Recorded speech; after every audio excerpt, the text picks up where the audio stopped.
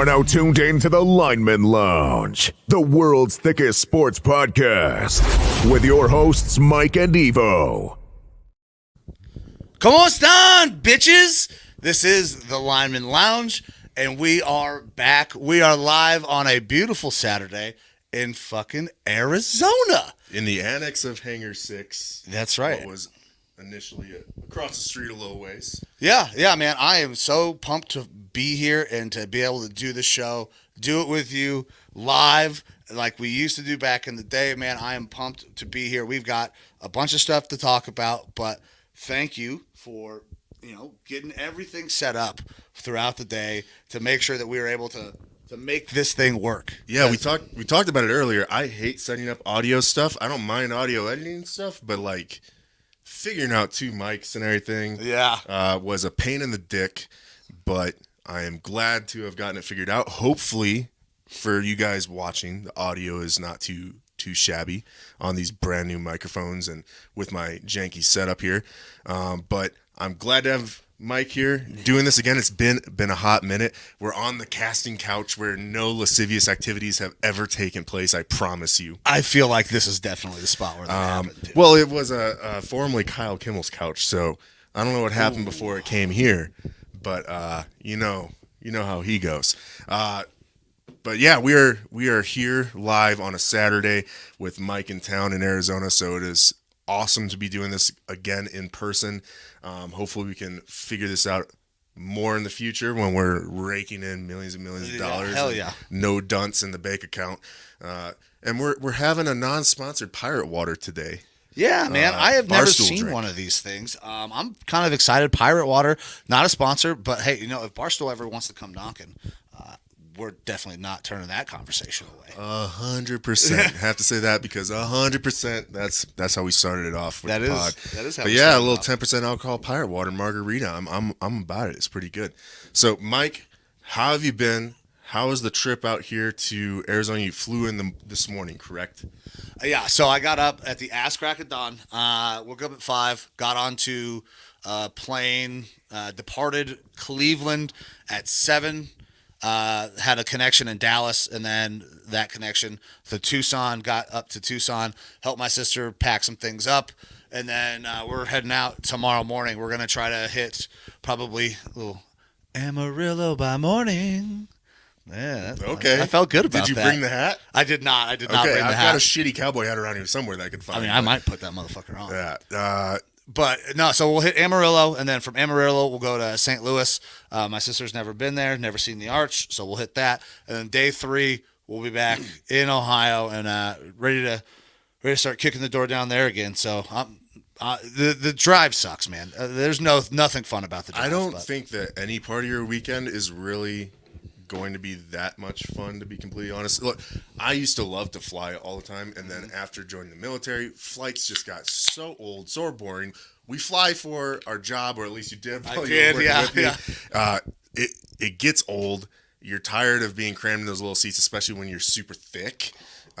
It's a tight squeeze. Been doing it a lot more recently here the past couple months, so I hate the flying portion of it, and it always fucks my back up. So you might need to stop by and get some of those special gummies while you're here in town, just to alleviate those issues. Yeah, some vitamin T, H, and C could probably help with that. Absolutely, on the way. Absolutely. But man, the first flight was great. I didn't upgrade. I paid more to get a window seat and exit rows, the little extra leg room. Flight 1 was great. Nobody in the middle seat. Flight 2, obviously, I'm a thick boy. And I also had somebody sitting in the middle seat and the other seat on that second flight. So it was a little more cramped, but got a couple movies in. Kicked it old school on movie 1.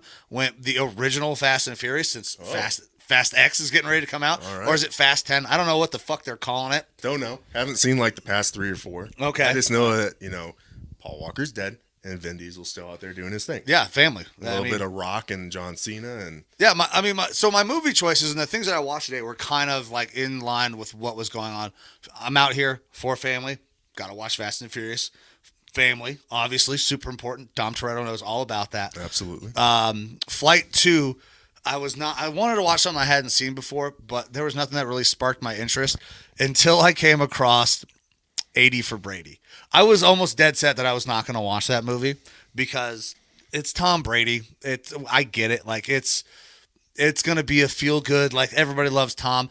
It actually wasn't too bad. I love Sally Fields. She's fantastic in everything she does. She was a dime piece back in the day. Dude, honestly. Smokey and the Bandit, right? Oh, yeah. Oh, yeah. Smokey and the Bandit. She could probably still get it. Like, she still looks good. Now I'm forgetting Mrs. Doubtfire. Mrs. Doubtfire. Also, Forrest Gump's mother. That's true as well. Yeah. Oh, that's what really gets me going. When you want to give me rock solid 6 to midnight, Forrest Gump, mom. Sally Fields. Yeah. That's how we do it. But so that was great. I love Sally Fields, and then obviously watched a little bit of ESPN. Saw a couple fights. They have UFC Fight Night going on. It's gonna be Rosenstrike against some up and coming heavyweight that I have not seen. He almost looks like a clone of Cyril Gane. Okay. But he's ranked 12 now, so we'll kind of see how that shakes out.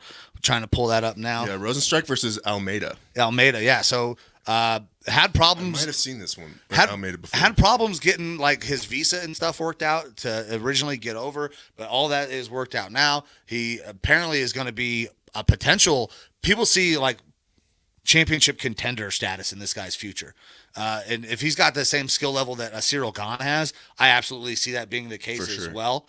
I don't know if anybody's going to get past John Jones, though. Mike, did you see any of that? Like, oh, yeah. John Jones is... He's still the fucking man. He's still the GOAT. Like, and it hurts to say that. Like, we've talked on numerous occasions, like, PEDs... I don't necessarily have a ton of problems with PEDs as long as kind of everybody knows and is on the same playing field. PEDs in MMA, I think, is a little something that I'm not necessarily okay with. PEDs in baseball, like back when baseball was good, like when it was really, really good, dudes were hitting fucking 70 home runs a year. I loved PEDs. But when we're talking about fighting, potentially hurting someone, that's tough for me. But obviously, you look at what he's done in his career. He's fucking amazing. Like, yeah, there's still, I guess, controversy around the PED thing with John Jones. There's still not a consensus that he was actually using PEDs. Obviously, he, got in trouble for it, but there's a lot of scientifically minded people. I don't know all the background because I wasn't prepared. The levels have dropped down to what is acceptable, or I guess they've gone up to what is acceptable. In all of his prior tests, he would have been fine. He would have passed. Yeah, there's a lot of signs pointing to him just being an abnormal human being in general. Well, I mean, which makes sense, and that this might have been a false positive of some sort or a bad test in general. I don't know. Either way, the guy is fun to watch, and I don't think that there's a PED issue with him in particular. I think he's just super fucking good. Yeah, he's amazing. When it comes to other sports, I mean, you're kind of trying to hurt other people in football and things like that. Yeah. And we talked about this, I think, last week or the week before, where I don't really have too much of a problem with PEDs when it is for healing, recovery, recuperation, getting back on the field. When a guy, his body is beat the fuck up and he's going to be out on an IR type situation. Yeah. Okay. Now they aren't subject to testing for X amount of time, so that way you can get your body right. I think that would help the NFL being able to put their product on the field quicker. And if they have guys recovering quicker. Yeah, injuries are a part of the game, things like that, but we are a society where we have medical advancements and new technologies and stuff like that all the time.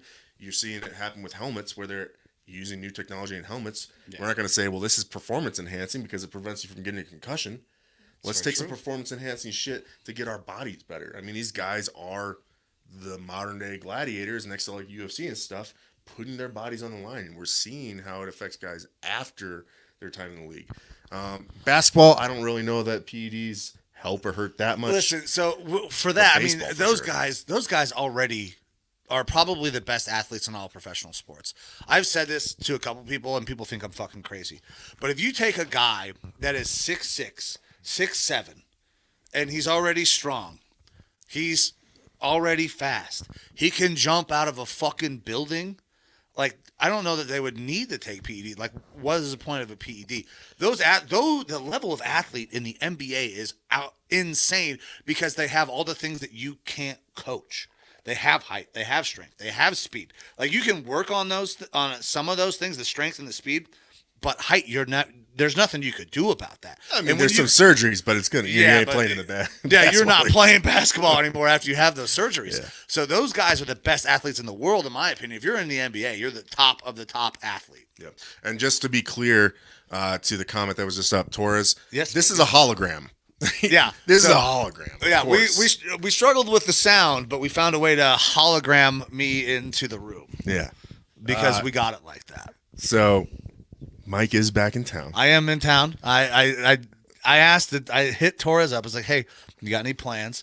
Gave him a little side smile because he didn't know. Because I wasn't sure what I was going to be able to do. Obviously, I came into town. I'm trying to take care of my sister, move my sister. I wasn't sure if I was going to have the time to get down here and be able to do this and go and see some other people. But now that I know that I can, I'm here, baby. Yeah. Now, I'm just going to throw this out specifically to Torres. If you're still watching, yeah, we don't have a ton to talk about today. We don't. We're just going to have a good time. Throw at least one back. I don't know about a couple. Yeah, I got to drive. So one, I think. But especially, this is sharp, by the way. This thing fucking hits. Yeah, I'm feeling it. Yeah. But it is currently 2:49, and I don't know how much longer we're going to be on, Torres. Probably at least half hour, probably more. Yeah. If you want to come and do Sexy Torres Shotguns here in person with the man, the myth, the legend, Sleeveless Mike, and myself, bring 3 beers or drinks of your choice if you want the girly not drinks. Not fucking IPAs. Not IPAs. I would prefer not an IPA because I'm not a hippie. But if you want to come here, I will shoot you my address, and you can come to the Thicc studio right now. Yeah. Take a seat down here on the casting couch, and we can have a Sexy Torres shotgun party. Yeah, you could be the fucking. But you just hit me up on my phone, and you let me know if you're man enough for it. Ooh. So we'll let that go. But let's start getting into the show a little bit, man. Let's talk some youth sports. So big day in youth sports for me, even though I was very, very sad I was not able to be there. You guys have heard me talk about Graydon and all the things that he's doing. Well, Aubrey Jane, our middle child, is now on the baseball diamond. She got her first taste of a game. I struggle saying it's a game because it's still T-ball. Everybody hits every inning. Everybody runs around the bases. Nobody knows what the hell they're doing. But she finally got to play a little bit of baseball, play her first baseball game. They had pictures. I'm very excited to see the way those pictures turned out. But Amber went live on her Facebook, and she wasn't there. She wasn't in it quite yet. I think Dad might have to actually be there to help kind of get her coaxed into it. A lot of playing in the dirt. A lot of not understanding what was going on because T-ball, they put out like those little flat bases so they could run and, okay, that's where we go. Well, Aubrey makes it to first base and then is going to run to second, but she runs to the actual first base. I'm assuming that's Torres calling. Right? No, it's not. It's not. We have $20 is $20. Dave Weideman. Oh, Dave! Hey, what's up, dog? What's up? Watching you guys, and I don't know the official Lineman Lounge number, so I called in. Hey, this is perfect. The official Lineman Lounge number might not work right now because we don't have the hookups for it. We are operating by the skin of our teeth in a austere position, much like yourself probably. How's it going, buddy? Yes, it's going great. It's about 10 till midnight. Having a good time, If you guys know Zulu time, you can figure it out. Easy. Nice. Well, it is good hearing from you, buddy. I haven't heard from you in a long time. You still cranking it out on the Warzone despite being abroad? I try. My latency's been like 600 milliseconds, so it made me really upset. Yeah, so, understood. I went and bought a Nintendo Switch and the Zelda game, so I'm cranking that out solo, Me too, actually. I've got that coming on Monday. Oh. I haven't had a Nintendo in a hot minute, but I love me some Zelda. And, so we'll definitely get you back on here with the Thicc boys playing some Warzone when you're back stateside. But the latency issues I am completely aware of. I've been encountering those a lot recently, and hopefully we're not seeing any of that today on this stream, because I gave Cox Communications a piece of my mind. They sent out someone to hopefully fix things. So I got gave new Cox wires. a piece of your mind. Is that what just happened? Yes. Yeah. That when I was first got into my house, they said there's like too much noise in the line, and they had to come and fix some stuff, and they did it up right. So. All right. Well, hopefully mine's going good, and hopefully the stream is going good. But it's really good to hear from you, brother. We can't wait for you to get back. On the 4G that I'm using, so I hope you guys have a great time. Sorry I missed you, Mike. Glad you're back. See you next time. And let's go sports. All right. Love you, buddy. I appreciate the call, and it's good to hear your voice, man, because we haven't been able to play any Warzone in the last, feels like almost 2 months now. Yeah, it's been a minute. Yeah, a couple months. Yeah. But all right. Well, good from here. Take care. I'll let you get back to your show. All right. Good hearing from you, buddy. You take it easy. All right. See you. Later.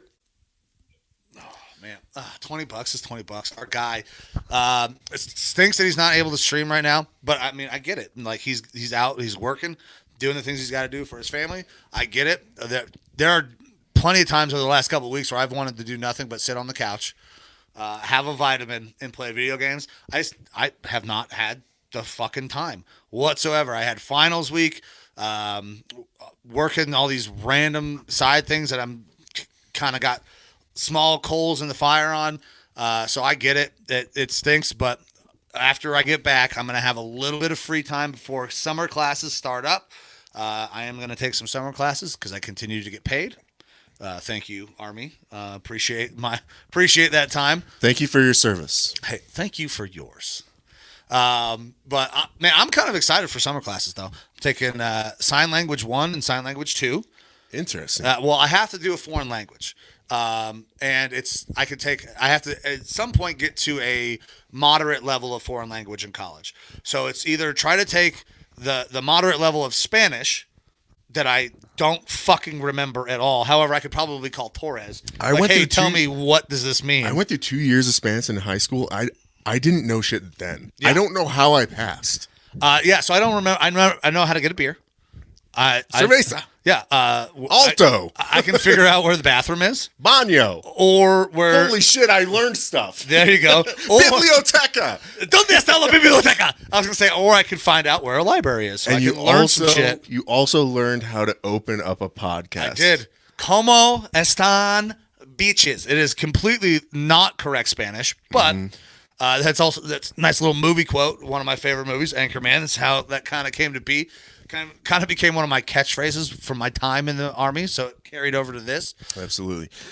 Quick update. No. Torres has not sent me anything. Torres. So he's kind of, I don't know, trading in his man card a little bit, which is whatever. But I went ahead and sent him the address anyways, just in case. All right. And told him that the glove was, the gauntlet was thrown down. Okay. We'll see if he comes or not. I know that people are calling out for it here. I know. We've got the producer Amber from afar, Sexy Torres shots, and Cliff.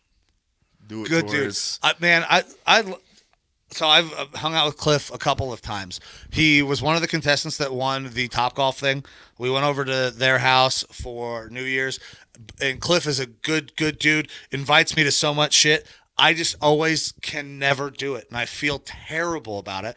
I got school, or we got a kids practice, or a game, or I got so much shit. So, Cliff, thank you for tuning in. I promise I'm not blowing you off. I'm just so goddamn busy that every time you ask me to hang out, you've got Krav Maga classes. Yeah. You've got wine and painting. I know that you do all the time. Yeah, all these fun things. And I was going to say this too. By the way, those are two things that I fucking hate: are wine and painting. I'm good with wine every now and then because I'm sophisticated. You can give me a sweet white wine that's cold as fuck. However, you pour me a glass of warm red wine, I'm gonna throw it across the fucking room. It's awful. Fair enough. But I was going to actually say, you're taking these sign language classes. Yeah. Are you going to sign on the show? I will probably do a little bit of signing when I learn, just so I can practice. Sports. Yeah. Yeah, go sports as $20 is $20. He's also going to comment about how I'm an ableist or something like that, and get really woke on me. I did think that at some point we probably do need to add some subtitles to the show, make it a little bit more friendly for everybody involved, because who wouldn't want to read all of the fucks, shits, and asses that come out of our mouths. No, I think YouTube and their AI somehow can add subtitles, that it's an option on there. I don't know exactly how it works, but we do have some subtitles.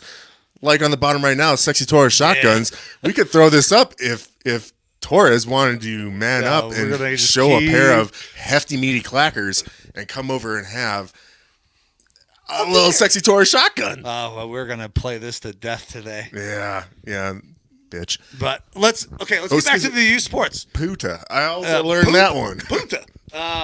So, yeah, Aubrey's going to need, I think, Dad there to keep her focused. She got into baseball. She wanted to play baseball because I'm such a big baseball guy. I coach baseball. We watch baseball constantly. I'm sure seeing her older brother Graydon play and stuff like that, too. Absolutely. It does help, for sure.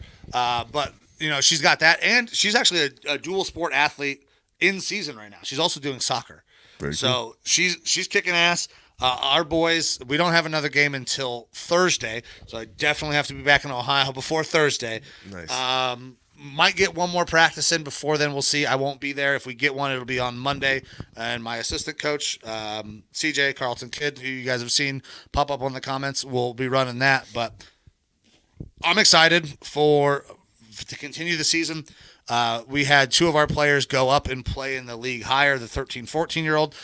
Graydon was one of them. The other one was a kid, Jordan Thomas. Never played one inning of baseball in his entire life until he got on our team this year. They both performed really well. They both came out of there. They both came out of there thinking, we can beat these guys. Like, we are good enough. We can play with these guys, and they're a group higher. So that's a big confidence boost. And then hopefully that confidence boost trickles down, and everybody's like, listen, we are very, very good. Like I said, we got the best pitcher in the league. So I like our chances going forward in the season, but still got a long season left to go, 10 games left. But one nice thing is I can move kids around. I can find different positions. I can get kids trying different things. Everybody makes the playoffs. Everybody makes the playoffs. So I'm just going to continue to. Almost an NBA model. Almost an NBA model where 16 of the 30 teams make it. We have a play-in. Yeah. Fuck the play-in. I hate the play-in. But that's a nice little transition. Let's talk about some of the NBA playoffs. Okay. The fucking 8 seed Heat move on to the conference finals.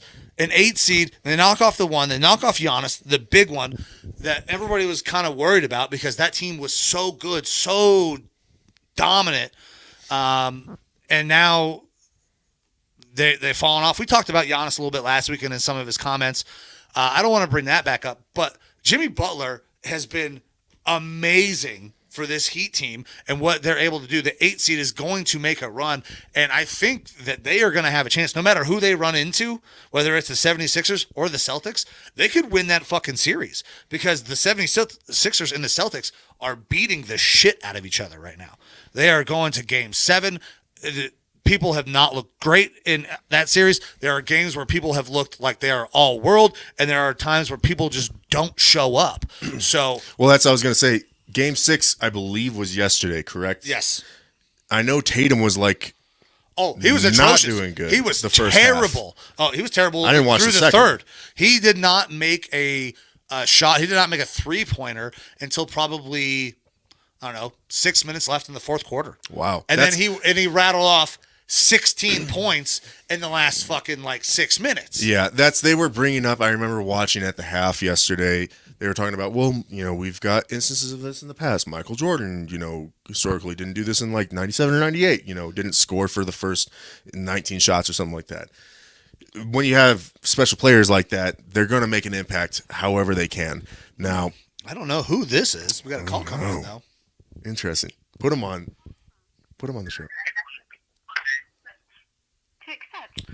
I don't know who it was. Fuck it. It is from the Lineman We're Lounge. doing it live. All right. We'll meet the mic if need be.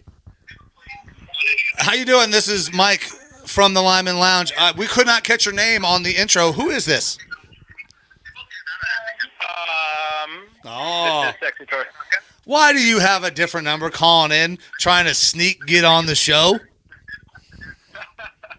Because I'm watching the show on my phone. Okay. Watching the show on your phone and calling from somebody else so you can watch and talk. I like that. Yeah. What's up, brother? What you got for us? Came back in. This is Torres. Nothing, man. So what are we thinking is going on with Anthony Richardson and my Colts? Of course, we get right to the Colts with Torres. Yo, why are you not going over the real issue right now, which is why aren't you here doing Sexy Torres Shotguns with us? You've been called out. Uh-oh. Well, because you guys didn't tell me that this is going to be a thing. Well, we were not 100% sure what was going to happen. Things didn't materialize until this morning, Torres. Yeah? But we made it happen because we love each other. Do you love us? So we have people over at the moment. Okay. So when I saw it, I was like, this mother. So how long is Yo, that fuck them people. Yeah. I'm sure they can hear us right now. Are those people more important than Mike coming all the way from across the country? Thousands from of Ohio? miles. Thousands of miles. For a 2 to 3 minute. In Evo's. We are in Evo's annex of Hangar 6. Evo's annex of Hangar 6. Got it. Yeah, if you check your phone, you have. Do you know my what that? address. You know what Hangar 6 is? Yeah. It's the casa.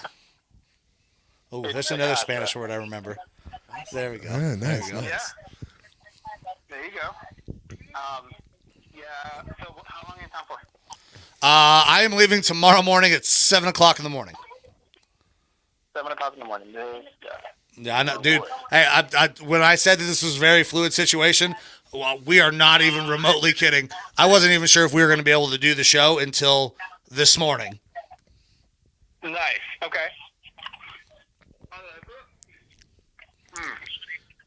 Now, your question about Anthony Richardson and the Colts, we can talk about that. We're going to get into football later, but very happy that the Colts got Anthony Richardson. I think it's a good fit for them. I feel like we talked about this last week. But good fit for him. I'm very sad that my Vikings weren't able to move up and get him. Apparently, the price was just too steep, but they were interested in him and Bryce Young, apparently, moving up if either of them fell. I like him a lot. He's kind of my draft crush. I'm jealous of you getting him. I'm jealous of the whole Colts draft in general. I'm happy with my Vikings draft, but you also got my boy from my high school, Maple Grove Crimson, Evan Hull at running back as well, who I'm extremely excited about to see what he does in the NFL. Yeah. I heard an interesting and kind of funny comment about the Colts offense, and I want to hear you guys' opinion on it. But they were saying, I remember I read an article on it. One of those things where like you pop up Google and it's like, hey, you like the Colts, look at this. And I was like, actually kind of find that funny. But the Colts offense is the number one. They said the Colts offense is pretty much the number one offense off the bus. So like saying like the guys are stacked, huge, big guys. They look good on paper. Like, yeah, they look good on paper. I don't think that they look that good on paper. I think there's some parts that look good. I don't love their offensive line outside of two guys.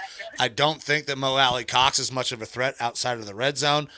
You need another weapon badly, but I love the fact that you went and got the piece that's important in an Anthony Richardson. I like your running back. Yeah. Jonathan Taylor has the potential, obviously, to be the leading rusher.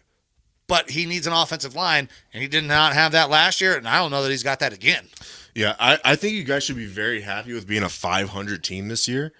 500 is a great improvement, but you've got the building blocks in place where by year 2, you guys can be playoff competitive if Anthony Richardson starts to meet some of those thresholds that you're looking for.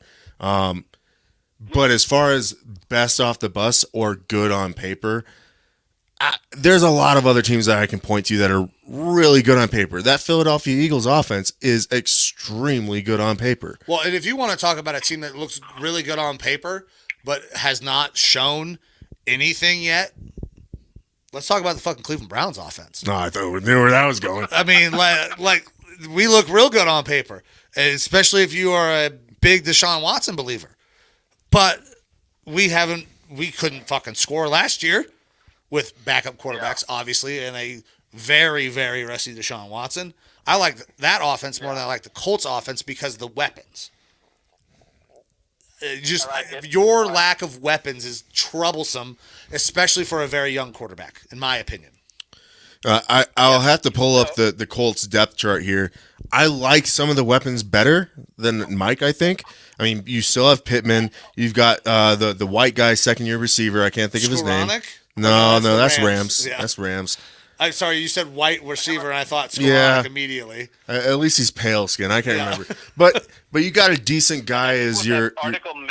I don't think they meant good on paper. I think they meant like big dudes. Like they look jacked when they come off the bus. Thick. Like they're all tall, big, and all that. Okay, so huge. Other dude is huge. When you walk off the bus, when they walk off the bus, they look like they're going to be intimidating. Yeah. Okay. Exactly, and then they're not. This ain't the Raiders of the '80s and the '90s, man. Those guys were intimidating. You might have some big players, but size doesn't matter as much in a league that is predicated on speed and violence. Like.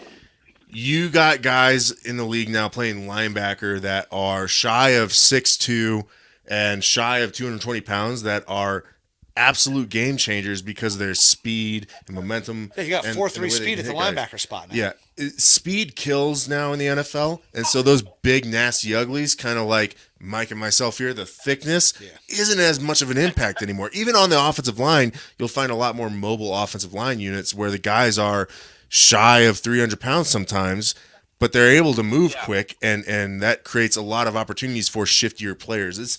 It depends on your team build and your team makeup. With an Anthony Richardson there, he's the true wild card, the X factor, because I think that his arm can develop into something very special, but as a runner, I think that he will be right there next to Lamar Jackson as the best running quarterback in the NFL. Ooh, that's tough for me. Very soon. Justin Fields. I think that Justin Fields is his floor. I think that's where he's at now. That's high. Look, Justin Fields is an excellent runner. And I'm very bullish. I'm very bullish on him. So it is what it is. But, I mean, I think that the system that he's in there with Steichen as the head coach, he knew how to use Fields, who definitely has good legs. Maybe not the arm strength that you're looking for based on that last throw in the Super Bowl, but he can make a lot of those good throws. I think that Richardson has a great chance to develop into at least a very good running quarterback first, passing second, but passing isn't going to be an afterthought. I think we could see the same kind of progression that we saw with the Jalen Hurts. Because the arm's not quite there yet, but he has the running ability, I think we could see a Jalen Hurts type of progression. I don't know if we're going to see that same type of progression that we saw with a Josh Allen, because Josh Allen got so much better so fast with his arm. A huge jump. With his arm, I don't know if we'll see that amount, but I also think that both of those guys, for what it's worth, are probably better runners than Josh Allen because Josh doesn't take care of his body. Yeah. I'll say this too. The NFL is changing with its quarterback. The days of your stand-up in the pocket, Peyton Manning's, Kirk Cousins, Tom Brady, they're usable, but they're becoming more niche. Yeah. You have to have some mobility. So a guy that can move around a little bit, like a Daniel Jones, who is a average to below average quarterback. You mean Vanilla Vic? Yes. He can move a little bit, you know. He's got some wheels on him. He can move around in the pocket a little bit. He is not Vanilla Vic. It is an atrocity to put him in the same vein as Michael Vick. That it's more funny than anything. Yeah. But I think that having a quarterback that is more mobile, especially with, again, the defenses are getting smaller and faster, you have to have a quarterback that can counter that. So having a guy with the mobility of a Justin Fields, a Lamar Jackson, a Josh Allen, and now an Anthony Richardson, that is the modern NFL. So even my Vikings did it with our 5th-round pick, who I don't expect to become a starter, though kind of deep down in my heart that I think that he might have a chance. No. But having some mobility in the pocket and being able to move outside of the pocket and still extend plays and make them happen, a la Mahomes, that is the modern NFL. So that's what we're looking for. That's why your guys like a Davis Mills down in Houston is their ceiling is almost capped at this point because of the type of defenses that are out there. Yeah. All right.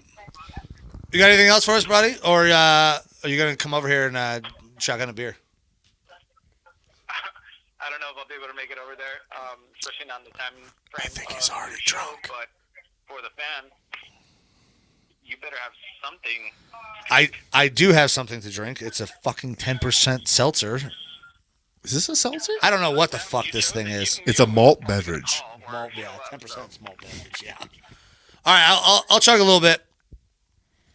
Not much, but I'll chug a little bit. I got to drive.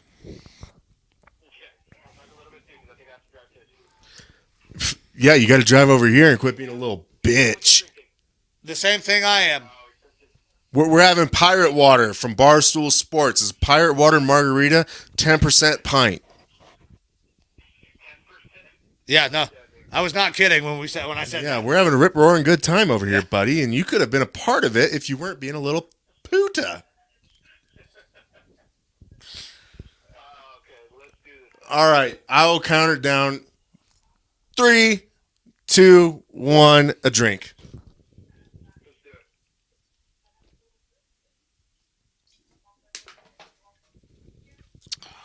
I didn't have a ton left. In mine, but I finished it.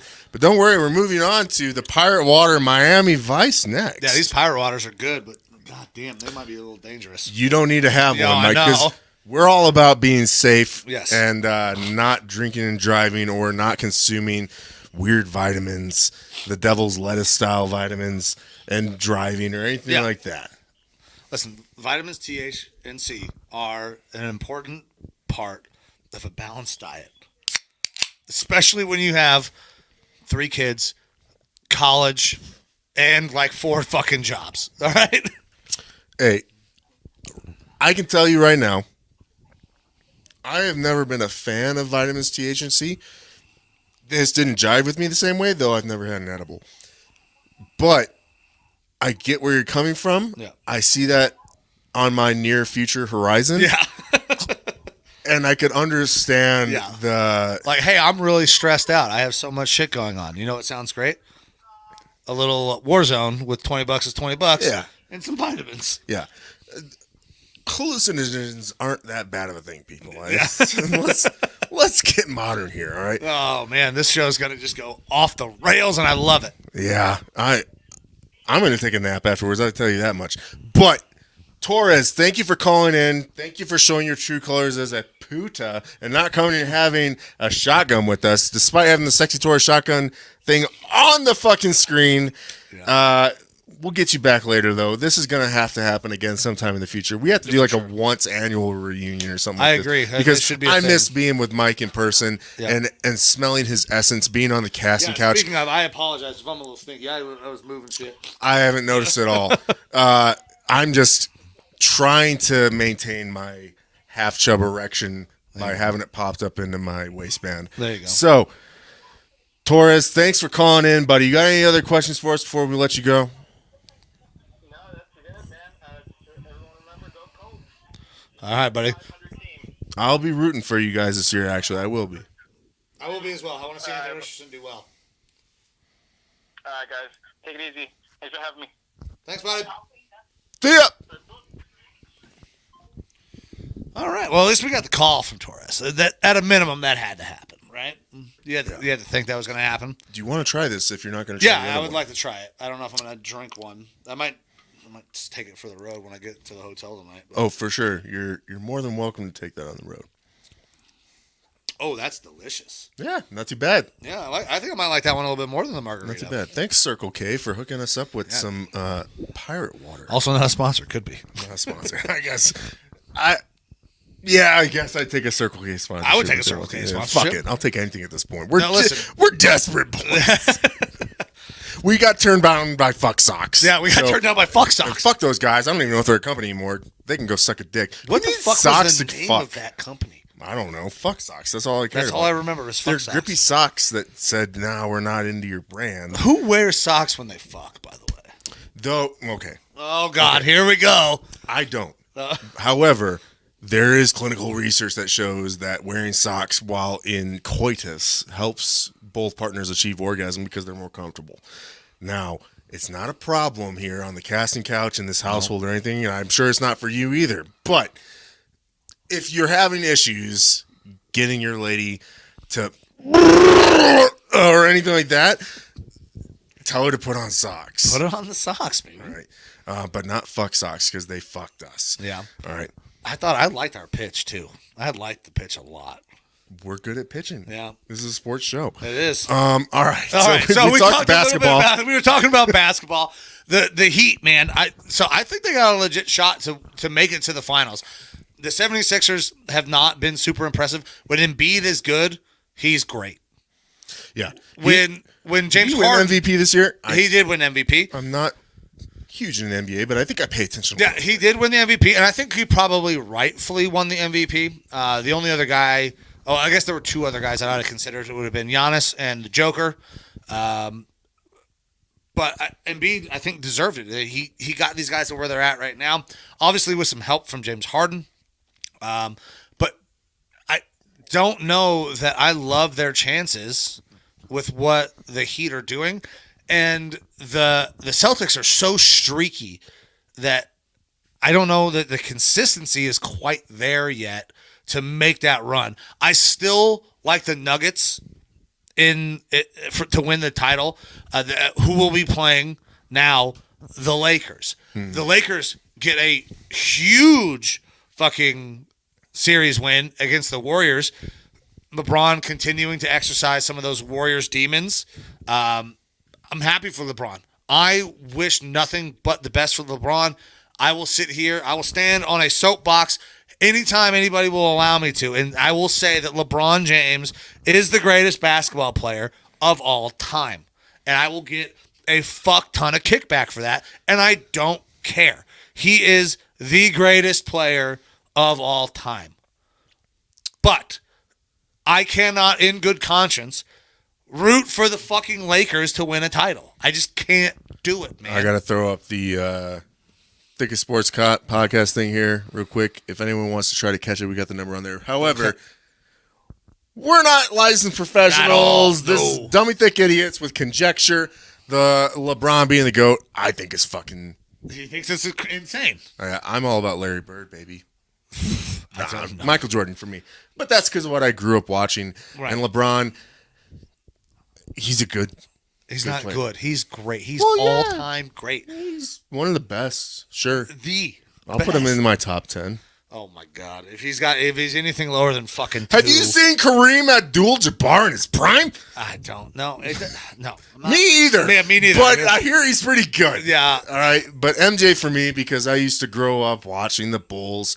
My dad was a Chicago boy from Gary, Indiana, watching the Bulls go. I didn't know so my dad goddamn shit about my dad basketball. was born in LaGrange, just south of Chicago, so I grew up a Bulls fan, watched nothing but the Bulls. That's all we watched was the Bulls. So all I saw was the hotness of Michael Jordan. Right. And so that's what I'm But I'm also a Cleveland guy. Yeah, you As soon as LeBron came out of Akron, the new hot thing, I was like, okay, I'm gonna follow this guy. I'm gonna watch this guy. I got super deep into Cavs basketball. And when you just look at the things that LeBron could do, it's insane.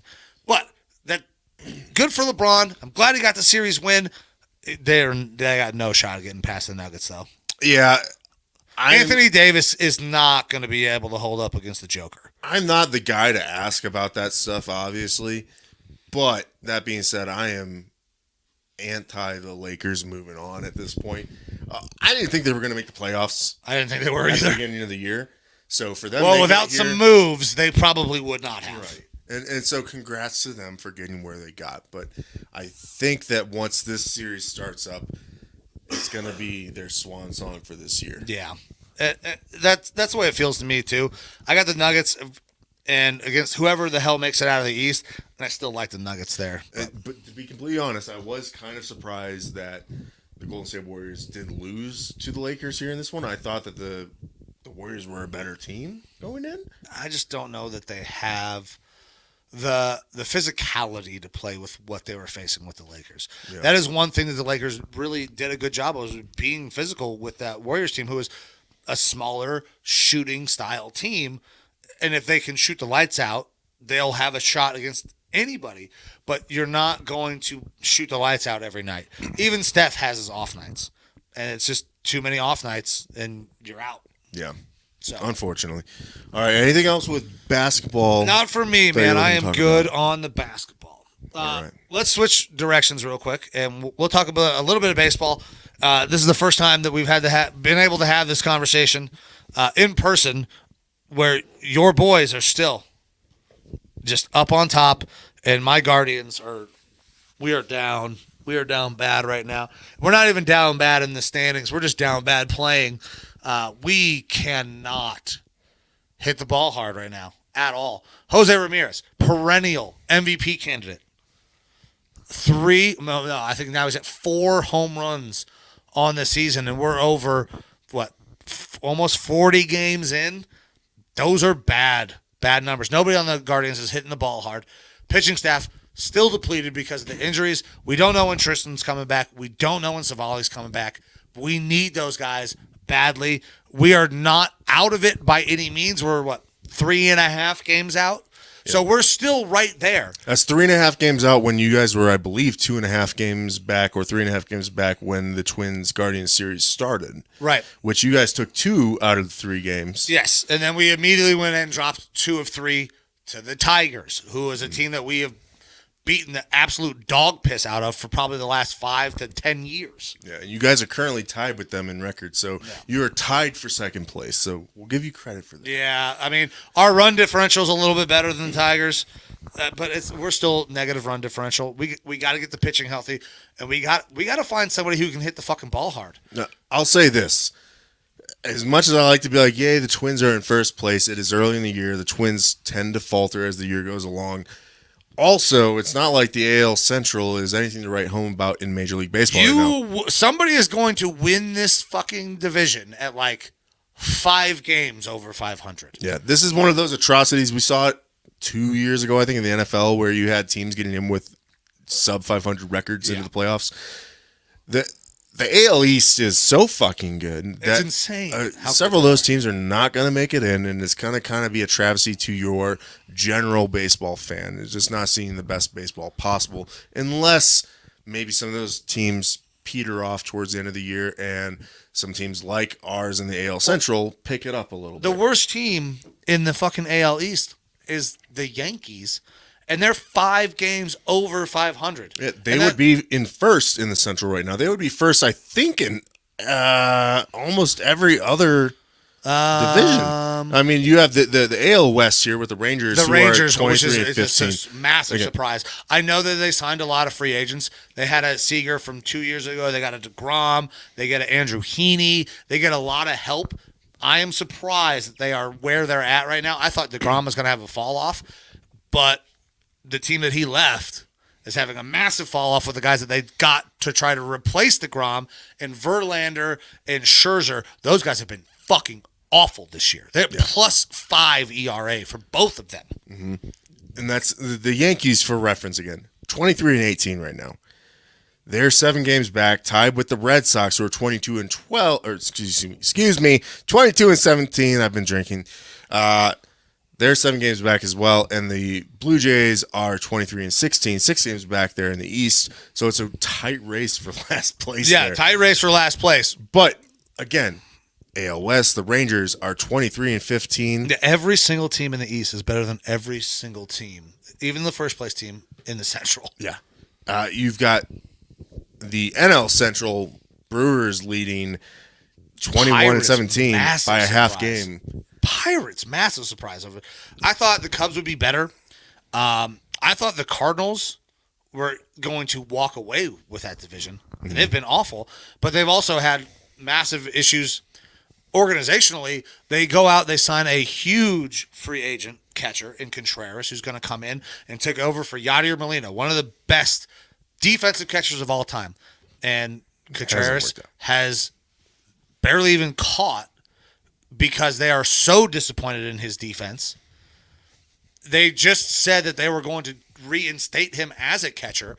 Like, if you're a free agent and you are brought in to that organization, you got to be like, well, how do I know you're not going to give me that fucking Wilson Contreras type treatment where I don't have a couple of good games or I don't perform for a couple series, and then you're just fucking dumping me where, oh man, look at the legs right there. Just Yeah, so the Cardinals are not in a good spot. They're playing bad, and there's going to be some questions about what's happening organizationally in that front office to bring in a guy on that much money and you don't even play him. Now, Contreras is a guy who could play probably other positions, came up through the Cubs organization as a shortstop prospect. But it's not a great look. The Major League Baseball, obviously very, very early in the season, but there's going to be a lot of questions asked and answered for both of the central divisions, AL and NL. Yeah, both central divisions not looking good right now. Now, I'm going to quick preface this. I have to go piss, and I normally don't have to do this, but I've been drinking more than normal today, so I got to fucking drain the main vein, bleed the lizard a little bit. But yeah, both AL and NL central divisions not looking hot this year. No. It is early in the year, so there's time for us to turn it on. Maybe we're playing the long game right now. I guess that's a way to be positive about it, hunt the good stuff. But did you just say hunt the good stuff? Yeah, it's an old Army term. Oh, I'm aware. Yeah. But being 21-18 and being first in the Central for my Twins, it's nice, but it's not something I'm going to care about unless they're in the same spot, first or second place, going late into the year, and also still competitive with the other divisions in baseball. Yeah. All right, I'm going to drop down this comment. Evo's going to take a piss. Producer Amber also dropping in. Looks like a comment about the fuck socks earlier. So thanks for that, baby. All right. So we are going to make a transition. We talked MLB. We talked NBA. We actually talked youth sports and NFL, but we're going to get back more into the NFL. And guys, I apologize. We're a little disjointed. We're making this shit happen on the fucking fly. But, well, how do you use your computer, Evo? There it is. That's the one I'm looking for. Oh, maybe not. Oh, God. Open. Fuck's sake. All right. No. We're going to talk NFL. Fuck it. I'm just going to wing it. So, we talked Colts earlier, and I love what the Colts did with their draft. Hull is going to be an interesting piece to see if he can complement Taylor. Anthony Richardson. Love Anthony Richardson. But, I mean, there were so many things, so many moves that happened that we are going to have to talk about. One big move. It's not big necessarily in the grand, maybe not in the grand scheme of things, but there we go. It is a move that affects both of our teams. So we're on to the NFL. Mm-hmm. Talking about a move that affects both of our teams. You guys clear some cap. You get a couple of picks back.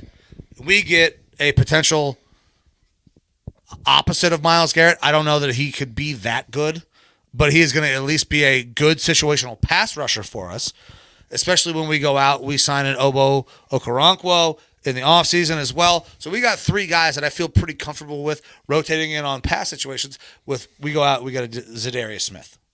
So I know that you had no problem with dumping Zadarius, moving off some of that money. You actually feel like you guys got more than you were expecting. Yeah, so Zadarius Smith kind of wiped his social media clean of Vikings stuff in the offseason and requested a trade. That was well publicized by sports pundits. I'm a fan of Zadarius Smith. I was upset when he went to the Packers for the past couple years from the Ravens. But when he was with the Packers, that's when we started to really see that he was having some injury issues. That last year, I think he only played a little bit in their playoff game where they ended up losing to the 49ers like they always do. Yeah.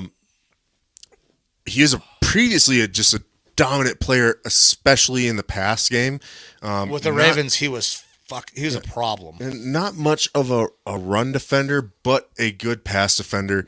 Good at getting after the quarterback. The Vikings were able to bring him in last year. He actually had re-signed a contract with the Ravens and ended up going for the Vikings, coming playing with us because he would be our second defensive end next to Daniil Hunter. And I was happy with the move because it was a 2-year deal where all the money was backloaded on his contract to year 2, which that time has already passed. The new league year start has already passed, where we started to pay him some of that money. Right. But he was only getting paid, what, 4 or 5? $4 to $6 million, I believe, last year for the production that we got. Now, the first half of the season, he was phenomenal. He was leading the league in pressures. He was up there for sacks. And then he encountered another injury issue, which has kind of been Daniil's issue, is he gets hurt. And he's also not a great run defender. Now, we switched to a 3-4 last year. He's a stand-up outside linebacker, and he was good for us in that scenario because he was good at getting out to the passer. But with him saying that he wanted out of Minnesota, it was a foregone conclusion that he was probably not going to be playing here. He put his house up for sale a couple months ago, and wiped, his social media clean of Minnesota stuff. So we knew that it was going to happen. We knew that he was going to be gone. It was just, is it going to be a release post June 1st, or is it going to be a trade? Draft came and went, and he wasn't traded. And so we were kind of in a weird limbo situation. Right. So to get this trade done, I'm happy with it. I saw a report earlier today, and I don't know if the official numbers have come out, but we saved somewhere in the range of $12 million in cap space by moving him on to you guys. Now, this already hurts a defense that's already not fantastic right now, but getting that cap space back is nice. Well, I feel like you guys are in a soft rebuild. Yeah, we're on a one-sided rebuild. It's defensive rebuild. Yeah. We're running Flores, and we're running a lot of defensive guys in the draft and in free agency to try to bolster that defense a little bit. I mean, we were in certain metrics the worst defense in the league. In other metrics, maybe the bottom 3 defense in the league. Either way, it's not good. Right. But our offense was top 10 in most metrics. So if you're able to get a defense that is top 20 in the NFL, you're way more competitive on a deeper run in the playoffs. So I think that's what they're going for. I think that just the Flores factor boosts that defense a little bit, and some of the new youth that they've brought in onto the defense, moving on from Eric Hendricks, who I love, and I'm sad to see that he's gone, but it's the right business move. Right. Moving on from Zadarius Smith, who is a better player at the outside linebacker stand-up rush edge guy than we currently have on the roster. Moving on from him, it's a downgrade in skill and talent, but it's an upgrade for our cap, and it's an upgrade move with an eye towards the future, and it's allowing some of these guys to develop a little bit more. So I'm happy with that. Now, because he wanted to move on, because of his age, because of the contract that he was going to warrant, most talks around Minnesota sports pundits was 6th round pick, maybe 5th round. We were able to get 2 5ths from you guys, one next year, one the year after, in return for Zadarius, and a 6th and a 7th in 2025, so 2 years from now. Right. So you got picks way down the line. Yeah, which the picks, I don't want to say even out. I believe that if we're just looking pick at pick, we ended up winning that deal. But you guys get Zadarius now while he is still, I believe, 31 or 32. You're still going to get good production out of him. As far as a fit for your guys' team, and I like Zadarius. I like what he's done.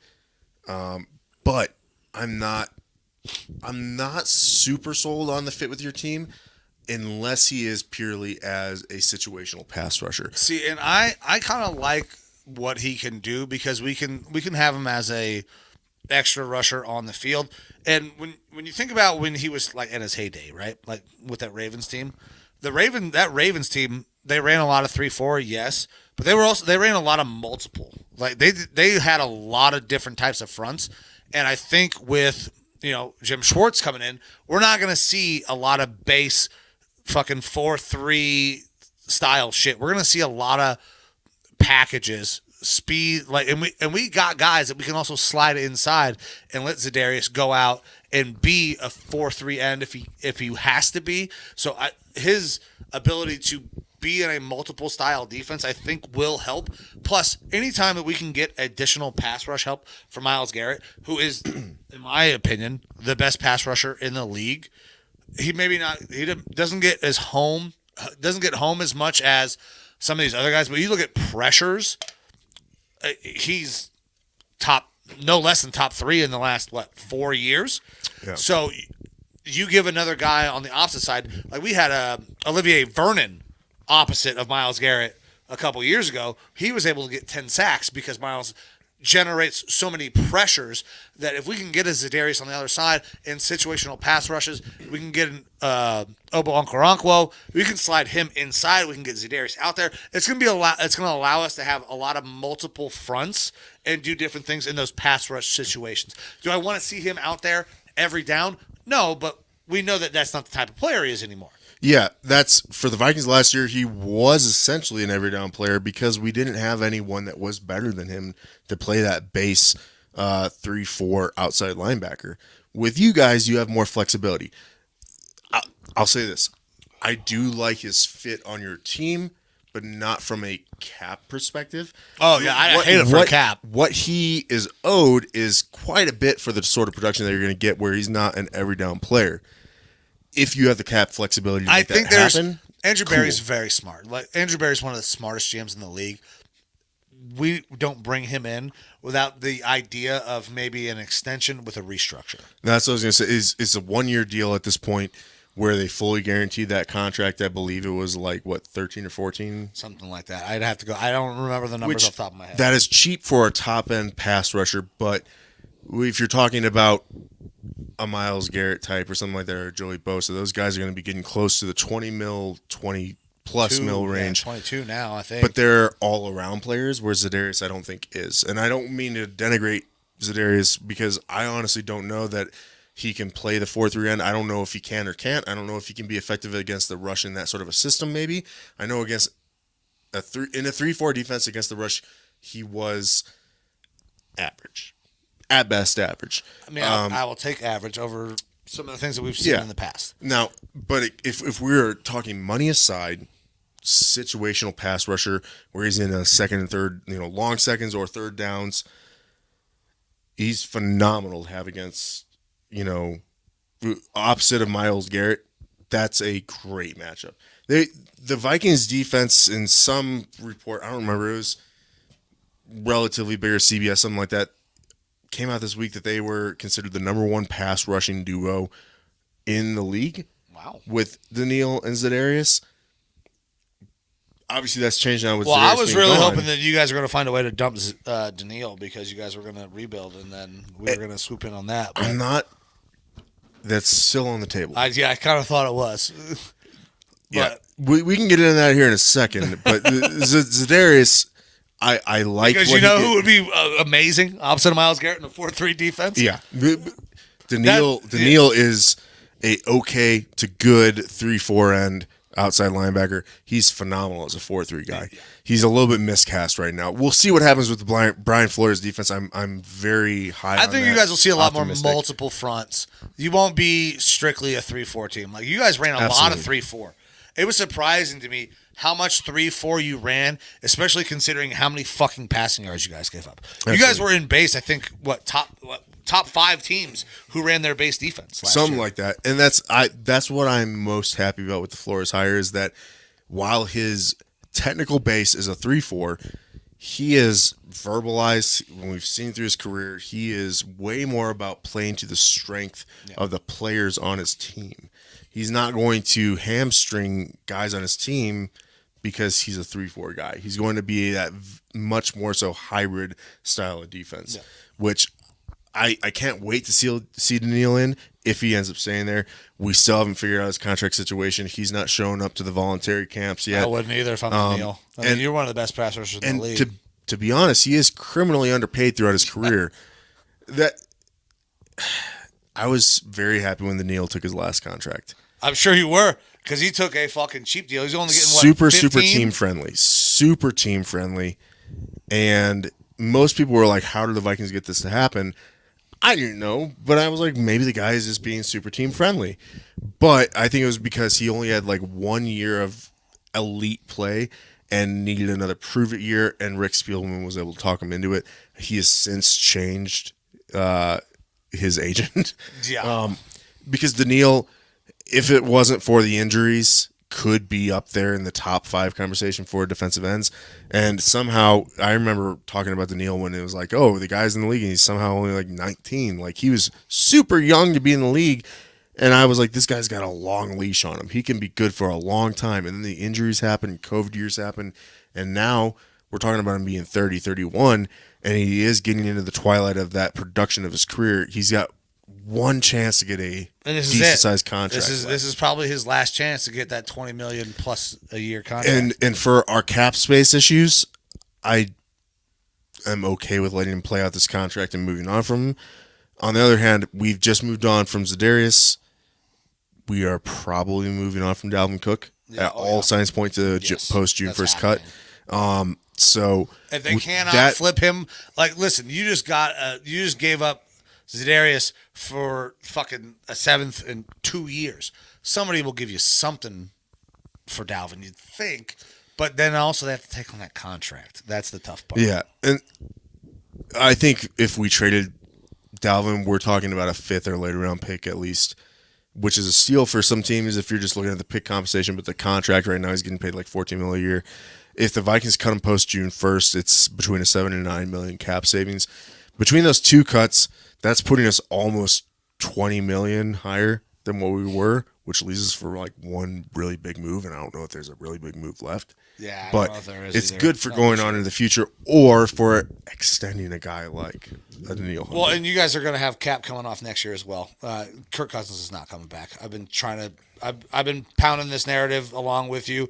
Anybody that will listen, Kirk is done. This is his last year in Minnesota. Yeah, I'm scared. Kirk tried to restructure to extend for less money, and they said no. Yeah, which is crazy. I am ready to move on from Kirk Cousins, but if he puts up a really good year, I think they will find a way to resign him for a 1 year deal, maybe fucking guaranteed at 40. That's what he offered this year. Is the word is that he went lower than Daniel Jones. He was asking for $40 million guaranteed a year, which the Vikings were like, no, we're not at that point. Man, I don't know if you can do. So he can't go lower than that. For Kirk Cousins' talents, no. But the Vikings want a quarterback cap hit lower than that. And so that's why they're willing to move on. Rookie deal. They need a rookie deal. If we were to make and again, the Vikings' record last year was way higher than most people expected. I think I predicted pretty damn close to it at the end of the year. You did. But that was surprising how many one-score games you guys won. We did win a lot of one-score games. Yeah. We had insane games. The Colts game, biggest comeback in history. The Bills game, which was maybe the most electric game of the year.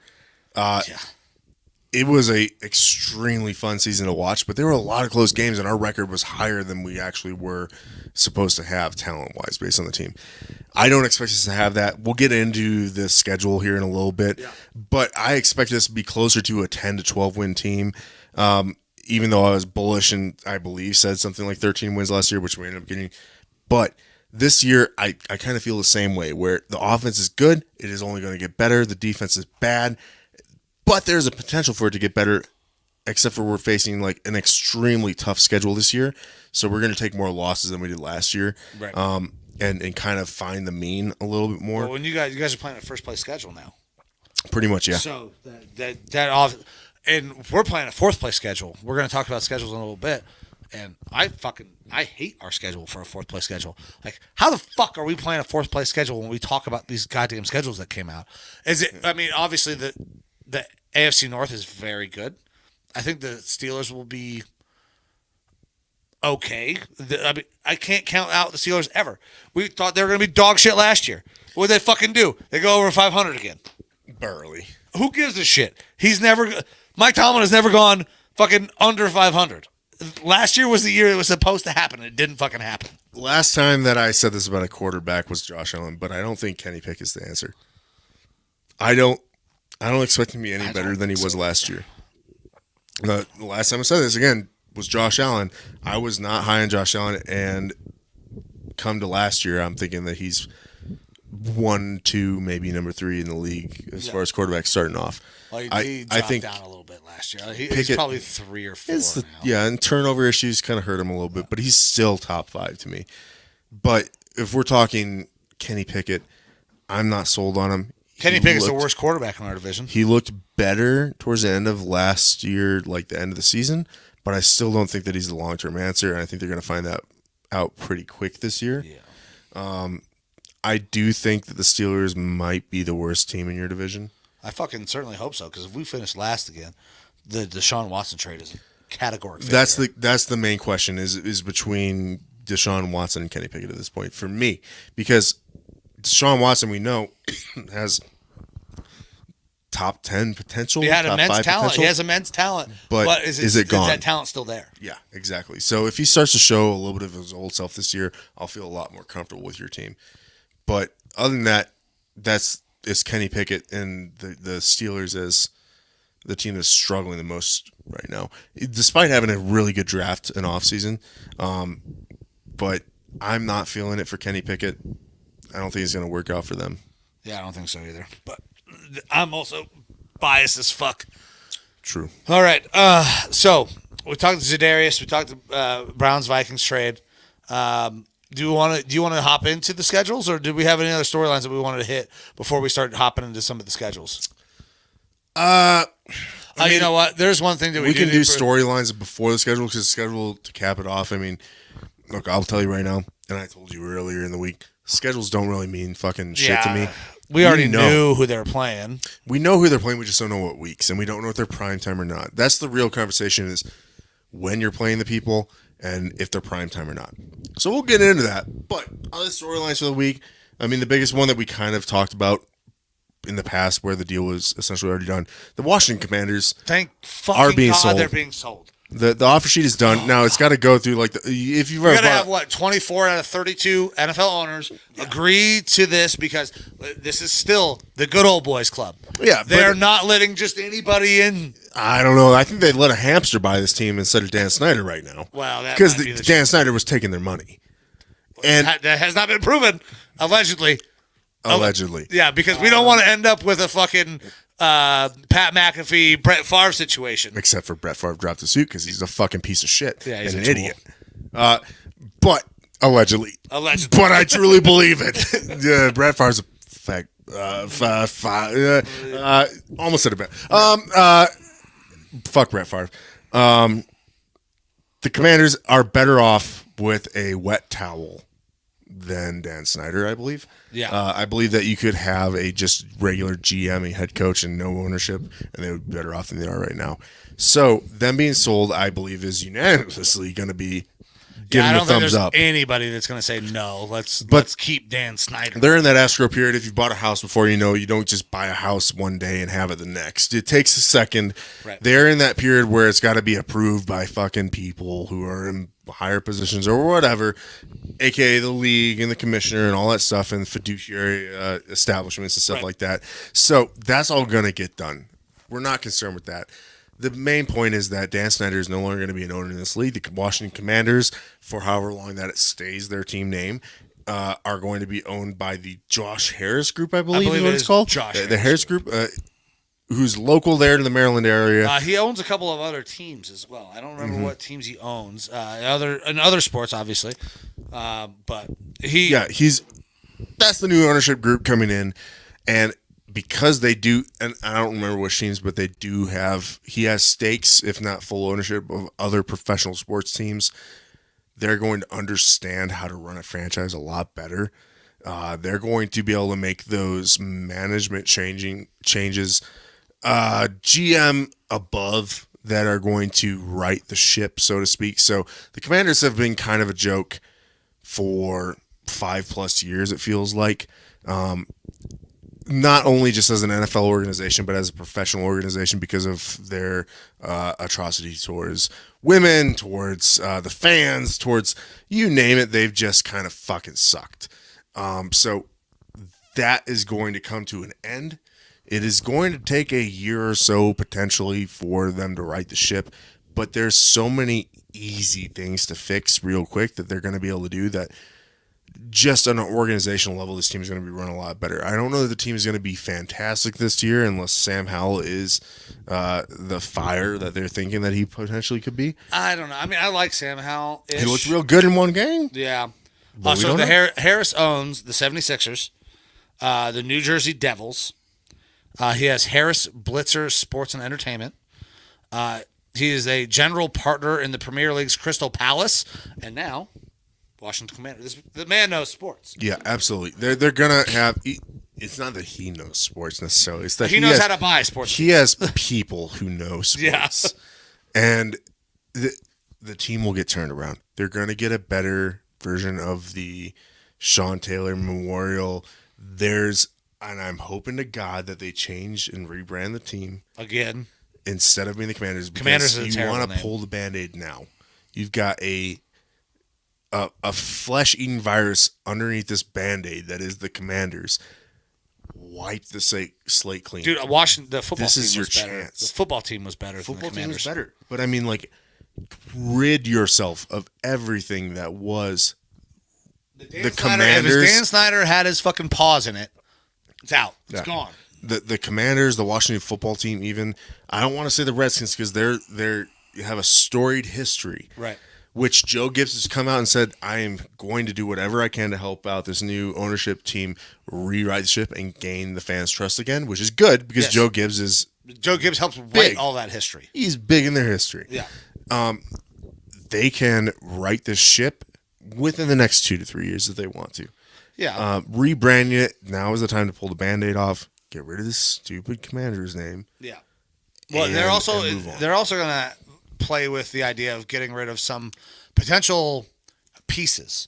They don't pick up a fifth-year option on a Chase Young, who, when was healthy, looked great. Mm-hmm. Couldn't stay healthy, though. So I feel like there's going to be just this massive kind of turnover once this sale is done. That we don't. I honestly have no idea how this is going to go because the ownership and everything that happened was so bad that you have to dump everything that was there. We have no idea. We've never seen anything like this. I'm not sure in all of professional sports, maybe outside of the Reds in the 70s, and I don't even remember their owner's name, a woman, I don't remember her name, but everything that is happening with this organization has been so atrocious. Yeah. I'm trying to look at the Commanders' record last year because they were still like potentially in the playoffs, right? They were close. I think they went 8-9, 8-1, 8-1. Yeah, they worse than NFC East, which like 2 years ago was fighting for a playoff spot. Yeah. But, this is a team that has the potential to turn around super quick. If you're going 500 as the Commanders next year, be happy because you know that behind the scenes things are flipping around. Yeah. But they weren't a terrible team. They have been. I'm gonna steal a drink of this. Yeah, go for it. They have been decent despite having terrible management, which lends itself partially to coaching. I like Ron Rivera.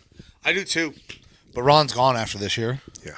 That's with it doesn't matter. With the ownership. The only way that he keeps his job is if they win the division, and they got no shot with the Eagles there. True, and even then, I think it's still a question because with the new ownership coming in, it's the same thing that happened with the Broncos. Now the Broncos obviously imploded hardcore because they were dog shit, and they brought in a dog shit coach from the dog shit Packers, and they didn't bring in a dog shit quarterback in Aaron Rodgers. They brought in another dog shit washed up quarterback in Russell Wilson.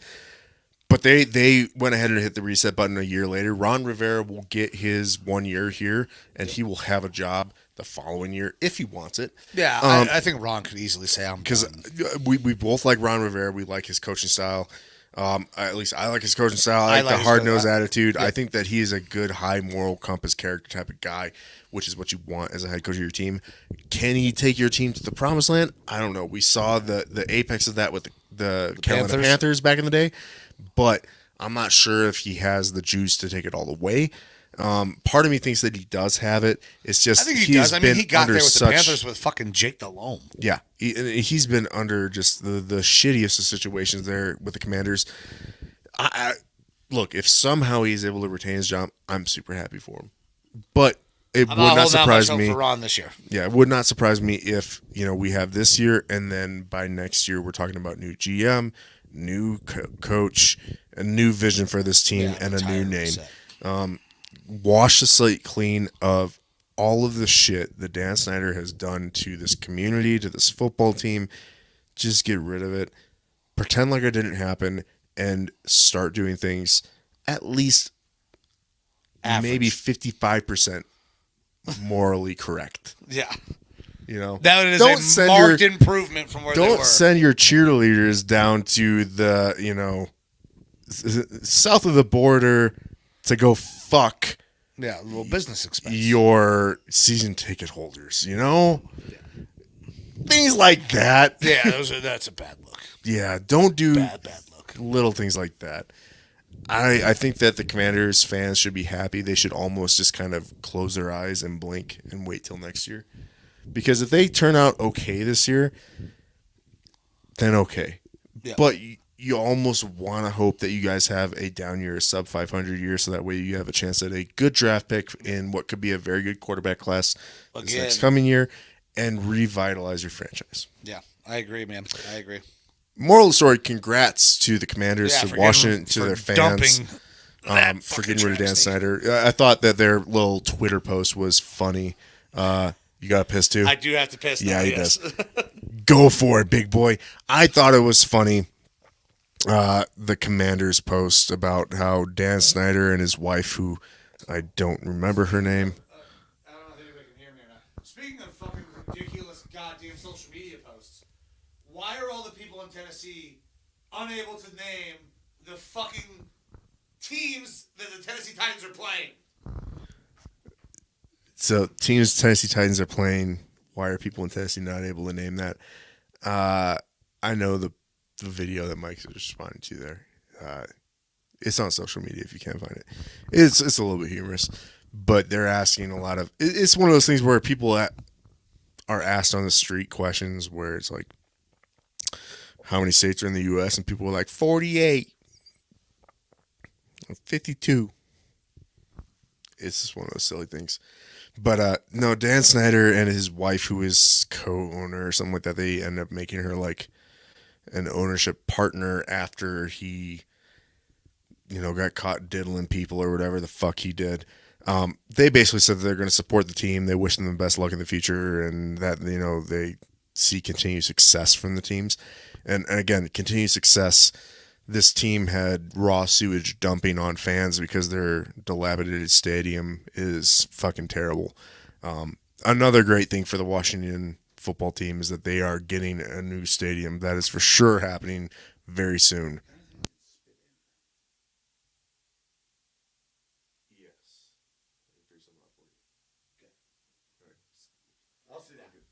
All right, Mike's back.